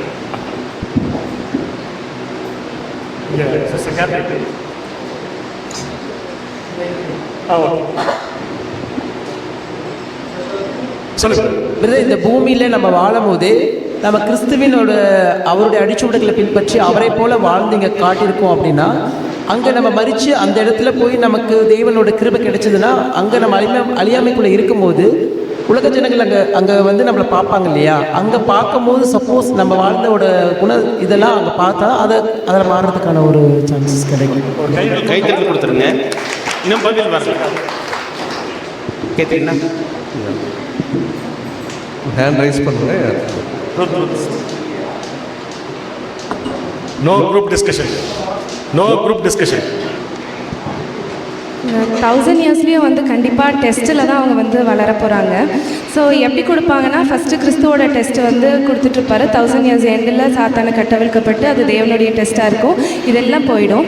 ஸோ இங்கே இடத்துல அவங்க என்னென்ன வந்து கற்றுப்பாங்க அப்படின்னு பிரதர் சொல்லியிருக்காங்கன்னா, ஃபஸ்ட்டு ஆதாம் மூலியமாக தேவன் ஒரு குணலட்சணத்தை கொடுத்துருப்பாரு அவங்கக்கிட்ட. ஸோ அந்த குணலட்சணத்தோட பூர்ணத்தை அவங்க புரிஞ்சு அதை அக்செப்ட் பண்ணிப்பாங்க. அதுக்கப்புறமா வந்து பாவத்திலே எவ்வளோ ஊறி போயிருக்கோம், எது இதெல்லாம் பாவத்தோட அந்த வகைகள் அது எல்லாமே தெரிஞ்சுப்பாங்க. நீதியை விரும்புறதுக்கு ரொம்பவே அவங்க வந்து பிரயாசப்படுவாங்க.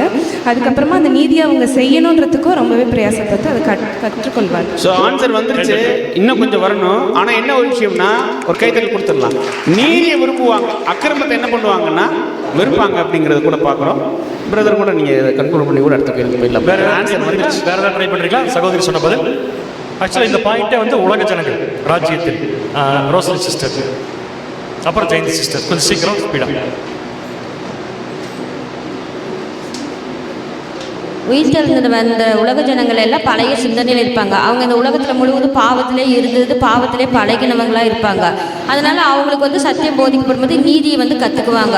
இப்படிப்பட்ட நீதியை கற்றுக்கிறோம் அப்படிங்கிற ஒரு சிந்தனை வந்து அவங்களுக்கு கொடுக்கும்போது அவங்க அந்த பரிபூர்ணத்தை எட்டி நடக்கிறதுக்கு ஸ்டெப் பை ஸ்டெப்பாக அவங்க பூர்ணமடைச்சு. சூப்பர் சூப்பர், அருமையான பதில். ஒரு கைத்தறி கொடுக்கலாம். இன்னும் ஒரே ஒருத்தர் யாருக்கும் ஒரு சான்ஸ் கொடுக்கலாம். பிரதர் எப்படின்னு பார்த்தீங்கன்னா, உலக ஜனங்கள் வந்து தேவனாலும் கிறிஸ்துவினாலும் 2 விதமாகவுமே அவங்க சோதிக்கப்படுறாங்க. எப்படின்னு பார்த்தீங்கன்னா, 1000 இயர்ஸில் இயேசு கிறிஸ்துவோட ஆளுகையின் கீழே இருக்கும்போது அவங்க வந்து ஒவ்வொரு அந்த 100 இயர்ஸ் அப்படின்றபோது அவங்க அந்த 100 இயர்ஸ்க்குள்ளே தேவனை எதிர்பார்க்குற அந்த விஷயத்தை வந்து முடிச்சிடணும். அதுக்கப்புறம் வந்து பார்த்திங்கன்னா அவங்களுக்கான டெஸ்ட் எங்கன்னு பார்த்தீங்கன்னா, அந்த தேவனுடைய ராஜ்யம் ஸ்டார்ட் ஆகும்போது அந்த லிட்டில் சீசன் அப்படின்ற பீரியடில் வந்து அவங்களுக்கு தேவையான டெஸ்ட்டில் அங்கேயும் வந்து அவங்க ப்ரூவ் பண்ண வேண்டியிருக்காங்க. இந்த ரெண்டுலேயுமே தேவன் என்ன பண்ணுறாருன்னு பார்த்தீங்கன்னா, அங்கேயுமே அவங்கள்ட்ட என்ன பண்ணுறாரு, ஒரு நேர்மையும் கீழ்ப்படுதலையும் தேவன் எதிர்பார்க்கிறார். அது ஒரு தரநிலையாக நிர்ணயிச்சிருக்காரு அப்படின்னு சொல்றாங்க. அது இந்த பதில் கரெக்ட் தான். பட் நீங்கள் 1000 இயர்ஸ் லிட்டில் சீசன் 2 சேர்த்து சொல்லிட்டீங்க. ஒரு பாராட்டுகள் கொடுத்துடலாம், கைதட்டி கொடுத்துடலாம். லியோ உலக ஜனங்க பரிசுத்தாவியை பெறும்போது தான் அவங்க பூர்ணப்படுவாங்க. நல்ல அருமையான பதில். ஒரு கைதட்டி கொடுக்கலாம் பிரதருக்கும். ஸோ சிம்பிள், ரொம்ப சிம்பிள் பதில். அதாவது எப்படி கொடுக்க போறாருன்னு ப்ராசஸ் பார்த்தீங்கன்னா, இப்போ நீங்கள் சொன்ன எல்லா பதிலுமே கரெக்ட். பரிசுத்தாவியை கொடுக்குறாரு, சபையின் வாழ்க்கையை கொடுக்குறாரு, உணர்வை கொடுக்குறாரு, சூழ்நிலைகளை கொடுக்குறாரு. இதெல்லாம் எது கொடுக்குறாருன்னா, உலக ஜனங்கள் எப்படி வந்துருவாங்க, எப்படியாவது அக்கிரமத்தை வெறுக்கணும். அவங்க பழகிக்க வேண்டிய ஒரே ஒரு விஷயம் என்ன, அக்கிரமத்தை வெறுக்கணும். எதையை பழகிக்கணும்? நீதியை பழகிக்கணும். இதுதான் ஃபார்முலா. அப்போ ஒரு மனுஷன் உலக ஜனங்களாகவே இருக்குன்னு வச்சுக்கோங்களேன். ஆதாமே உயிர்த்தெழுந்து வராரு.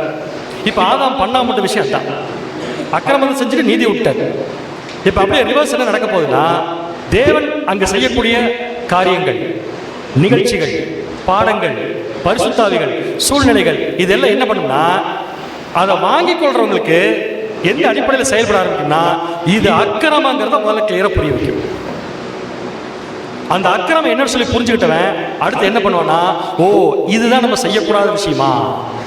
என்னைக்கு ஒருத்தர் செய்யக்கூடாத விஷயம் எதுன்னு சொல்லி புரிஞ்சுக்கிறாங்களோ அன்னைக்கு எது செய்யுங்கிற கேள்வி ஆட்டோமேட்டிக்காக வந்துடும். அப்போ உலக ஜனங்கள் அடுத்து தேட ஆரம்பிச்சிருவாங்க, நீதியை தேட ஆரம்பிச்சிருவாங்க. இதுக்கு தான் தேவன் அவங்களுக்கு வைக்கிற ஒரு சப்போர்ட். பட் அந்த விஷயம் நமக்கு தேவையா? இப்போ உலக ஜனங்களுக்கு 1000 ஆண்டு அரசாட்சியில் குணலட்சணத்தின் பரிபூர்ணத்தை அடையிறதுக்கு வைக்கக்கூடிய அந்த டெஸ்ட் இப்போ நமக்கு தேவையான்னு கேட்குறேன். நமக்கு கொஞ்சம் ரொம்ப வித்தியாசமா. நமக்கு என்ன வித்தியாசம்னா, நமக்கு அக்கிரமத்தை வெறுக்கிறதுக்கு யாராவது சொல்லி தரணுமா? வேணுங்கிறாங்களா? கொஞ்சம் வேணுமான்னு கேட்குறேன். ஏன்? என்னைக்கு பேசிக் சப்ஜெக்ட் கேட்க ஆரம்பிச்சோமோ அன்னைக்கு எது அக்கிரமத்தை பண்ணிட்டோம், கண்டுபிடிச்சிட்டோம். தவறான டாக்டர் எது, தவறான மனிதர்கள் யாரு, தவறான சூழ்நிலை எது, சாத்தான் எது, இயேசு கிறிஸ்து எது, ஒளி எது, இருள் எது, எல்லாத்தையும் கிளியராக காமிச்சிட்டாரு. கூட சுயாதீனத்தை கொடுத்துட்டாரு. சூஸ் பண்ணுங்கன்னு சொல்றாரு. ஸோ சுயாதீனத்தை கொடுத்து சூஸ் பண்ண சொல்றாரு. அப்படின்னா நமக்கு ஒரு கம்பல்ஷன் கீழே இந்த விஷயம் தேவையில்லை. அப்போ நம்ம ஆட்டோமேட்டிக்காக எதை வெறுக்கிறோம்? அக்கிரமத்தை வெறுக்கிறோம், நீதியை தேடுறோம். இந்த அடிப்படையில் நம்முடைய குணலட்சணங்கள் வளரலாம். அடுத்த கொஸ்டின் போலாமா? குணலட்சணம் வளர்வதற்கும், இன்னும் வளரலன்னு வேற சொல்லிட்டீங்க, வளர்வதற்கும் குணலட்சணம் உறுதி அடைவதற்கும் என்ன பண்பு, அந்த வார்த்தை கூட கொஸ்டின்ல இருந்து மாத்தல, என்ன பண்பு நமக்கு தேவை, ஏன் தேவை? ஒவ்வொரு ஆவியின் கனிகளை சொல்லக்கூடாது. ஆனால் நீங்க சொல்ல போறது ஆவியின் கனிகள் ஒண்ணுதான். ஏன் சொல்றோம்?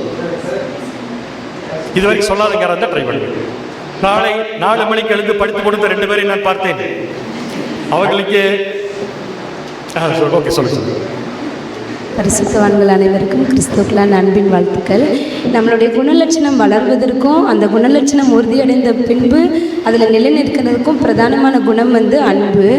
ஏன் அன்புனா, ஒருத்தவங்களுக்கு அன்பு இருக்கும் பொழுது தான் அந்த பரிபூர்ணமான கீழ்ப்படிதலை தேவன் இடத்துல காண்பிப்பாங்க. ஒரு பெரிய கைதட்டல் கொடுங்க சகோதரி. கீழ்ப்படியாமை என்பது அன்பு இல்லாமைக்கான ஒரு ஆதாரமாக இருக்குது. அப்போ அன்பு இருக்குதுனாலே அங்கே ஒரு கீழ்ப்படிதல் காணும். ரொம்ப ஜென்ரிக்காக சொல்லிட்டாங்க, பட் பதில் கரெக்ட். முதல் விஷயம் அன்பு. பட் அந்த அன்பு எங்கிருந்து வருது? இங்கே பாருங்க, இப்போ நமக்கு சர்வ் பண்ணுறாங்க இல்லையா, அந்த ஹோட்டலுக்கு நமக்கு இடம் கொடுத்துருக்காங்க. அவங்களுக்கு நம்ம மேலே அன்பு இல்லையா? கிடையாதா? அதெல்லாம் உப்பு நிறையா போட்டாங்கிறீங்களா? அவங்களுக்கு நம்ம மேலே அன்பு இருக்கு. இப்போ அவங்க இந்த மாதிரி ஒரு குரூப்பை எதிர்பார்த்துக்கவே மாட்டாங்க. கண்டிப்பாக இன்னைக்கு போகிறப்ப சொல்லுவாங்க, நம்மளை பற்றி ஒரு நல்ல கமெண்ட் வரும், டெஃபினட்டாக வரும். இப்போ அவங்க நம்மளை மேலே அன்பு வைக்கிறாங்க. இந்த அன்பா பேசியிருக்குது இல்லை அப்படின்னு என்ன சகோதரர் சொல்கிறாருன்னா, சகோதரி கரெக்டாக சொன்னாங்க, தேவனுக்கு கீழ்ப்படிதல் அப்படிங்கிறத அன்புங்கிறாங்க. யார் ஒரு சகோதரன், யார் ஒரு சகோதரி தேவனுக்கு கீழ்ப்படிச்சு அவங்க தேவனிடத்தில் அன்பு செலுத்துறாங்களோ, நான் சொல்ற வாக்கியம் கவனிச்சுக்கோங்க, தேவனுக்கு கீழ்ப்படிச்சு தேவனுக்கு அன்பு செலுத்துறாங்களோ அவங்க செலுத்துற அன்பு தான் உண்மையான அன்பு. அந்த உண்மையான அன்பு ஒருத்தர் வெளியே வரும்போதே எப்படித்தான் வரும்னா, தேவன் நம்ம மேல வச்சிருக்கிற அன்பா தான் வெளியே வரும். ஏன் தெரியுங்களா? நமக்குள்ள எப்படி இந்த அன்பு வந்துச்சு? சும்மா வரல. நாம தேவனுக்கு கீழ்ப்படிச்சு பழகி நமக்குள்ள ஒரு அன்பு டெவலப் ஆச்சு தேவன் மேல. இப்படிப்பட்ட தேவன், எப்பேற்பட்ட தேவன், ஒரு அன்பு வந்துச்சு இல்லையா? அந்த அன்பை வெளிக்காட்டக்கூடிய ஒருத்தர் ஆக்சுவலா ஒருத்தர்கிட்ட காமிக்கிற அன்பு தான் ரியல் அன்பு. அப்ப என்ன தெளிவா புரிஞ்சுக்கலாம்னா, கேரக்டர் டெவலப்மெண்ட், குணலட்சணத்தின் பரிபூர்ணம், பர்ஃபெக்ஷன்ங்கிறது அடையிறதுக்கு முக்கியமான தேவை அன்பு தான். பட் அது எந்த அன்புன்னு கேட்டீங்கன்னா, தேவனுக்கு கீழ்ப்படியக்கூடிய அன்பு. சகோதரர் ரொம்ப அழகா எழுதுறாரு. என்னன்னா, கீழ்ப்படிதல் இல்லாத இடத்தில் அன்பு இருக்காது. இந்த ஸ்டேட்மெண்ட் ட்ரூ ஆர் ஃபால்ஸ்?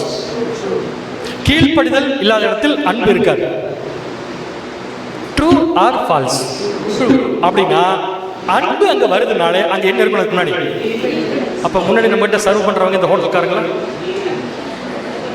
அவங்க காண்பிக்கிற அன்பு நம்முடைய குணலட்சணத்தை என்ன பண்ணாது? டெவலப் பண்ணாது. அவங்க காண்பிக்கிற அன்பு நம்முடைய குணலட்சணத்தை பர்ஃபெக்ஷன்ல என்ன பண்ணாது?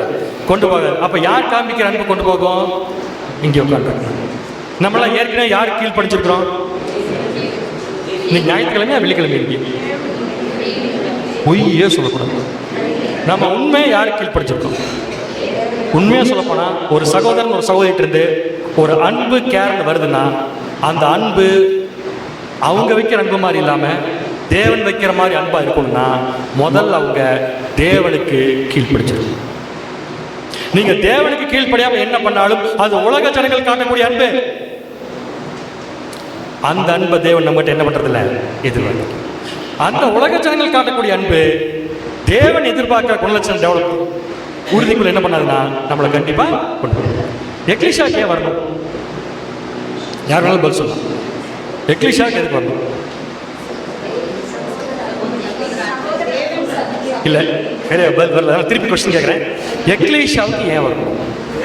கை தூக்குனீங்கன்னா மைக் கொடுப்பேன். ஒட்டு மொத்தமாக சேர்த்து பதில் சொல்லிட்டு போயிட்டு அவங்க பிள்ளைங்கிறீங்களா? எக்லிஷாவுக்கு ஏன் வரணும்னா, ஓகே ஓகே சொல்லுங்க. சத்தியத்தை அறிந்து கொள்வதற்கும் சகோதர அன்பை வளர்த்துக் கொள்வதற்கும். சத்தியத்தை அறிந்து கொள்வதற்கும் சகோதர அன்பை வளர்த்துக் கொள்வோம். அப்ப சகோதர அன்பு என்பதுதான் நம்ம எதுக்குள்ள கொண்டு போகும்னா குணலட்சணத்தின் பரிமாணம். உலக ஜனங்கள் கிட்ட காமிக்கக்கூடிய அன்பு நம்மள உலகத்துல ஒரு மனிதரா வச்சிருக்கும். நல்ல மனிதர், காந்தியடிகள், அன்னை தெரசா, சூப்பர், அவ்வளவுதான். பட் ரியல் கேரக்டர் டெவலப் பண்ணது இல்லைன்னா இந்த சூழ்நிலைக்குள்ள தேவன் கொண்டு வந்து நம்ம செலுத்தக்கூடிய அன்பு ரியல் அன்பா இருக்கும்போது மட்டும்தான் சொல்லும். அதனால தான் யாராவது ஒரு கேள்வி கேட்டால் முதல்ல என்ன சொல்லணும்னா, ஃபர்ஸ்ட் எக்லிஷியாக்கு வரணும். ஏன் இது என்ன கம்பல்சரி? இங்கே வந்தால் தான் அப்படி இல்லை. இங்கே வந்து இங்கே வாங்கக்கூடிய அனுபவம், அதில் நம்ம தேவன்கிட்ட கீழ்ப்படுதல் தான் நம்மளை எதுக்குள்ள கொண்டு போகலாம்? குணலட்சணத்தின். தேங்க்யூ. எல்லாருக்கும் ஒரு கையில் கொடுத்துடலாம். ரைட். தேவன் விரும்பக்கூடியது அந்த அன்பு எதோட இருக்குன்னு சொல்லி பார்க்கும்போது கீழ்ப்படிதலோடு இருக்கு. சரி, இப்போ கீழ்ப்படிதலோடு அன்பு காட்டினா அது எப்படி சந்தோஷத்தை நமக்கு கொண்டு வருமா? இல்லை ஒரு சமாதானத்தை கொண்டு வருவான் அப்படிங்கிறது தான் அடுத்த கேள்வி. மைக் யாரும் இல்லாத காரணத்தால் சீக்கிரம் சீக்கிரம் போய்க்கு வாங்க.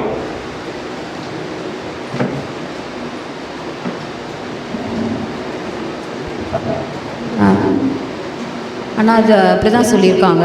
அதாவது ஃபஸ்ட்டு அன்பு முக்கியம், அன்போட கீழ்ப்படிதல் இருக்கணும். இந்த அன்போட கீழ்ப்படிதலானது எதை கொண்டு வரும்னா சந்தோஷத்தையும் சமாதானத்தையும் கொண்டு வரதா இருக்குன்னு சொல்கிறாங்க. அதை எப்படி ட்ரை பண்ணி கொஞ்சம் ஏங்க கீழ்ப்படிதல், அதாவது தேவன் அது என்ன இங்கே ஆர்டிக்கலில் பிரதர் எழுதியிருக்காருன்னா, தேவன் நமக்கு கொடுத்துருக்கிற அந்த ஒரு கட்டளைகள் கற்பனைகள்லாம் நமக்கு வந்து எதுவும் ஒரு பயமுறுத்துறதுக்காக இல்லை, மாறாக வந்து என்னென்னா ஒரு சந்தோஷத்தை எடுத்து போடுறது நோக்கிறதுக்காகவும் இல்லை. ஆனால் வந்து என்ன அந்த வசனம் கோட் பண்ணியிருக்காங்க, என்னுடைய சந்தோஷம் உங்கள் நிலைத்திருக்கும்படியும் உங்கள் சந்தோஷம் நிறைவாக இருக்கும்படியும் இவங்களுக்கு சொன்னேன்னு சொல்லி இந்த யோவான் 15:11 வசனத்தை குறிப்பிட்டிருக்கு. வேற யாராவது ட்ரை பண்ணுறீங்களா? Question answer. இந்த சமாதானம் சந்தோஷம்னா தேவ சமாதானம், உலகம் கொடுக்கப்படாத சமாதானத்தை ஒன்று கொடுக்குறாரு. எப்படின்னா நம்ம எவ்வளோ போராட்டங்கள் கஷ்டங்களுக்குள்ளே நம்ம இப்போ இருந்தாலுமே இந்த ஜீவனுக்குள்ளே இருக்கும்போது ஒரு சமாதானம் கிடைக்கும். நம்ம அடுத்து நமக்கு கிடைக்கக்கூடிய ஒரு மேன்மையான அந்த ஆசீர்வாதத்துக்குள்ளே நம்ம போனாலும் அதுலேயும் அந்த சமாதானத்தை நம்ம பெற்றுக்கொள்வோம். அதனால் பாடுகள் கஷ்டங்களுக்குள்ளே இருந்தாலும் அந்த தேவ சமாதானம் வந்து அந்த அன்பில் நிலைச்சிருக்கும் போது கிடைக்கும். ஓகே ஓகே, இன்னும் கொஞ்சம் ஆன்சர் கரெக்டாக 2 பேருக்கு போல ஒரு கைதுகள் கொடுங்க ஃபஸ்ட்டு.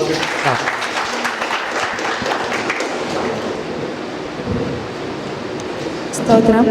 பிரியமுள்ள குமாரரான பிதாவின் அன்பில் தாம் நிலைத்திருப்பதற்கான காரணம் பிதாவின் சித்தத்திற்கான தம்முடைய கீழ்ப்படிதலே ஆகும் என்று தேவகுமாரன் சொல்லியிருக்காரு இல்லையா? அந்த கீழ்ப்படிதலோட அன்பு, சாந்தம், சந்தோஷம் நான் நினைக்கிறேன். முதல் கேள்வியில் இருக்கீங்க நான் நினைக்கிறேன். பரவாயில்ல, என்னால் வாழ்த்துக்கள். சகோதரருக்கு கைகள் கொடுங்க ஃபஸ்ட்டு. கீழ்ப்படிதலானது சந்தோஷத்தையும் சமாதானத்தை எப்படி கொண்டு வருதுன்னு பார்த்தீங்கன்னா, இது நம்ம பண்ணுறனால அவரை நம்ம மகிமைப்படுத்துகிறோம். அவரை மகிமைப்படுத்தும் போது அவர் கிருபையான நம்மளுக்கு இதை தராருன்னு நினைக்கிறேன் நான். Super, okay. இனியோ பதில் எல்லாம் கரெக்டு. சிஸ்டர் இங்கே சொல்கிறேன்னு இருக்காங்க.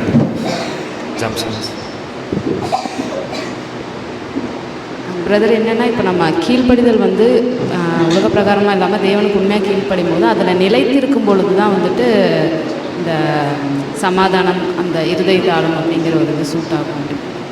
ஓகே ஓகே, கைதல் கொடுங்க ஃபஸ்ட்டு எல்லாத்துக்கும். அவங்க முடிச்சதுக்கப்புறமா சிஸ்டர் ஸ்பீட். தேவனுடைய வார்த்தைகளில் நிலைச்சிருப்பது தான் மிகப்பெரிய சந்தோஷம்னு சொல்லணும். அதே ஸ்லாக்கியம் அப்படின்னு சொல்லி கரெக்ட். அதான் எப்படின்னு கேட்குறாங்க வேற ஒன்று சகோதரி. நான் ட்ரை பண்ணுறேன். அன்பில் நிலைச்சிருக்க, அவரோட அன்பில் நிலைச்சிருக்கிறதோட அவரோட சிங்காசனத்திலையும் மகிமையிலும் பங்கடையணும்னா நம்ம வந்து கண்டிப்பாக கீழ்ப்படிக்கணும். Okay, good. எனியோ லாஸ்ட்டு இதோட முடிச்சுக்கலாம். சொல்லுங்க. அனைவருக்கும் கிறிஸ்துவுக்குள்ளான அன்பின் வாழ்த்துக்கள். அதாவது இதில் வெறும் கீழ்ப்படிதல் கொடுக்கல, அன்பிலே கீழ்ப்படிதல் கொடுத்துருக்காங்க. இப்போ உலக பிரகாரமாகவே ஒரு பிரதர் மேலேயும் சிஸ்டர் மேலேயும் வெறும் கீழ்ப்படிதல் இருக்கும்போது நம்மளுக்கு அந்த சந்தோஷம் சமாதானம் கிடைக்காது. இதே அன்பில் நிலைத்திருக்கும் போது அந்த கீழ்ப்படிதலோடு இருக்கும்போது சந்தோஷம் சமாதானம். நல்ல ஒரு விளக்கம். வாழ்த்துக்கள், பாராட்டுகள், கைதல் கொடுத்துடலாம். இந்த இடத்துல இந்த கண்டென்ட்ல வந்து இந்த ஒரு பாயிண்ட்டை ரசல் எழுதுறதுக்கு காரணம் என்னன்னா, தேவன் மேல வைக்கக்கூடிய அன்பு, தேவன் மேல வைக்கக்கூடிய கீழ்ப்படிதல். ஃபர்ஸ்ட் அந்த பாயிண்ட்டை புரிஞ்சுக்கணும். இது மற்றவங்க மேல இல்லை. அப்ப தேவன் மேல வைக்கக்கூடிய கீழ்ப்படிதல், தேவன் மேல வைக்கக்கூடிய அன்பை எப்படி காமிக்கலாம்னா, இப்போ காலையில் சப்ஜெக்டில் ஒரு வசனம் படிக்கிறோம். அந்த வசனம் நம்மளை எச்சரிப்பு கொடுக்குது இல்லையா? எத்தனை பேருக்கு அந்த எச்சரிப்பை பார்த்தா பயம் இருக்கு? எல்லாருக்குமே வந்துருச்சா? நல்லா தெரியுது எனக்கு, வந்துருச்சு. இப்போ இந்த பயமானது நம்ம எப்படி கொண்டு விட்டுறக்கூடாதுன்னா, இனிமேல் பைபிளே படிக்கக்கூடாது அப்படின்னு கொண்டு ஒரு சில பேர் விட்டுரும். அது எப்படிப்பட்ட பயம்? தேவன் மேலே அவங்களுக்கு என்ன இல்லை? அன்பும் இல்லை, கீழ்ப்படுதலும் இல்லை. அதை செஞ்சா ஒரு நன்மை கிடைக்குன்னு பார்க்குறாங்க பார்த்தீங்களா? அதான் கீழ்ப்படுதல். அந்த கீழ்ப்படுதல் நம்மளை என்ன பண்ணுதுன்னா, கீழ்ப்படியை வைக்கும்போது ஆட்டோமேட்டிக்காக நம்ம யார் மேலே அன்பு செலுத்துறோம். ஏன்னா தேவனுடைய வசனங்களுக்கு கீழ்ப்படிங்கிறது என்னதான்? தேவன் மேலே அன்பு செலுத்துறது. அந்த வசனங்களை நம்ம படித்து அது நமக்கு நல்லதுன்னு சொல்லியிருக்குன்னு நம்ம எடுத்துக்கும் போது, ஒரு கடுமையான வசனம் கூட, ஒரு கடுமையான விஷயம் கூட என்ன சொல்றதுன்னா, இது நம்முடைய நல்லதுக்கு, உடனே அதுக்கு நம்ம கீழ்ப்படிக்கிறோம், உடனே அன்பு வச்சிடறோம். அந்த நல்லதுங்கிற விஷயம் நமக்கு என்ன சொல்லி கொடுக்குதுன்னா, பயப்படாதீங்க, இந்த வசனத்தை பார்த்து அஞ்சாதீங்க, அழுகாதீங்க, வருத்தப்படாதீங்க, இதை கொடுத்த தேவன் உங்களுக்கு நல்லது கொடுத்துருக்காரு அப்படின்னு ஒரு கடுமையான வசனத்தை படித்தாலும் யாருக்கு படித்த உடனே ஒரு கீழ்ப்படிதலும் அன்பும் வருதோ அவங்களுக்கு எந்த வசனத்தை எடுத்து படித்தாலும் சமாதானம் தான் இருக்கும். அப்போ தேவன் கொடுக்கக்கூடிய விஷயங்கள் நமக்கு சமாதானமாக இருக்கும்னா முதல்ல புரிஞ்சிக்க வேண்டிய விஷயம், தேவன் எதை கொடுத்தாலும் நல்லதுக்கு தான். அப்படிங்கிற இந்த விஷயத்தை மட்டும் எடுத்துக்கிட்டோம்னா அவருக்கு கீழ்ப்படுதல் வந்துடும், அவர் மேலே அன்பு வந்துடும், ஆட்டோமேட்டிக்காக சந்தோஷமும் சமாதானம். இப்போ நான் ஓப்பனாக கேட்டு முடிச்சிடுறேன். எத்தனை பேர் இருக்கவங்கள சந்தோஷமாக இருக்கிறது? 32 32 கூட 12. சரி, அடுத்த கொஸ்டின். எத்தனை பேர் சமாதானமாக இருக்கிறீங்க? தேவ சமாதானம் உங்கள் இருந்தீங்கள் ஆழக்கடவுள் ஆசீர்வாதமாக சொல்ல சொல்லுங்க. எத்தனை பேர் சமாதானமாக இருக்கீங்க? ரியலாக சமாதானமாக இருக்க சொல்லி பார்க்கலாம், மனசார சொல்லி பார்க்கலாம். ஒருவேளை இப்போ ஒரு சிலரால் கை தூக்க முடியல, சமாதானம் இல்லைன்னா உங்களுக்கு சமாதானம் வேண்டுமா? மறுபடியும் தூக்க சொன்னீங்கன்னா தூக்கிப்பாங்க. உங்களுக்கு சமாதானம் வேண்டும் என்றால் தேவனுக்கு அப்படியே கீழ்ப்படிச்சிருங்க. அவர் என்ன சொன்னாலும் கரெக்டுன்னு அன்பு செலுத்துங்க. தேவன் என்ன சொன்னாலும் கீழ்ப்படிங்க. தேவன் எது சொன்னாலும் நம்ம நன்மைக்கு அன்பு செலுத்துங்க. உங்களை விட இந்த பூமியில யாராலையும் சமாதானமா இருக்க முடியாது என்ற ஒரு வாக்கு தத்துவத்தோடு நம்ம இந்த பெரிய ஸ்டடி நம்ம என்ன பண்ணலாம்னா நிறைவு செய்யலாம். ஒரே ஒரு சின்ன வாழ்த்துக்கள் எல்லாத்துக்கும் என்னன்னு கேட்டீங்கன்னா, 15 நிமிஷம் வண்டி லேட்டாக போச்சு, இப்போ 6 நிமிஷம் லேட்டாக போயிட்டு இருக்கு. அதனால ஒரு 9 நிமிஷம் நம்ம சேவ் பண்ணியிருக்கோம். உங்கள் அனைவருக்கும் கிறிஸ்துக்கான அன்பின் வாழ்க்கையை தெரிவித்துக் கொள்கிறோம். அன்பு சார் பால் பணிபர் அவர்களும் ரொம்ப எட்டிக் ஒர்க் தான் பார்த்தீங்கன்னா, இருந்தாலும் ப்ரிப்பேர் பண்ணி கொடுக்கணும் அப்படிங்கிறதுக்காக அவரும் ஹார்ட் ஒர்க் பண்ணியிருக்காரு. நம்முடைய அன்பு சகோதரருக்கும் அன்பின் வாழ்த்துக்களை தெரிவித்துக் கொள்ளும்படியாக அன்புடன் கேட்டுக்கொள்ளப்படுகிறது. ஸோ நெக்ஸ்ட்டு நமக்கு வந்து நம்ம டீ பிரேக் போக போகிறோம். டீ பிரேக் முடிச்சுட்டு நம்ம வந்து சேர வேண்டிய டைம் ஆக்சுவலாக பார்த்தீங்கன்னா 11:45. இப்போ 11:45 வந்து சேர்றதுக்குரிய வாய்ப்பு இல்லை, ஏன்னா 10 நிமிஷம் லேட் ஆயிடுச்சு. ஸோ 11:55 அப்படி வச்சுக்கலாம். 11:55க்கு எல்லாரும் டீ பிரேக் முடிச்சுட்டு வந்துருங்க. நீங்கள் சற்றும் எதிர்பார்க்காத, இதுவரைக்கும் கண்டிராத ப்ரோக்ராம்லாம் நடக்கும் போது என்பதை தெரிவித்துக் கொள்கிறேன்.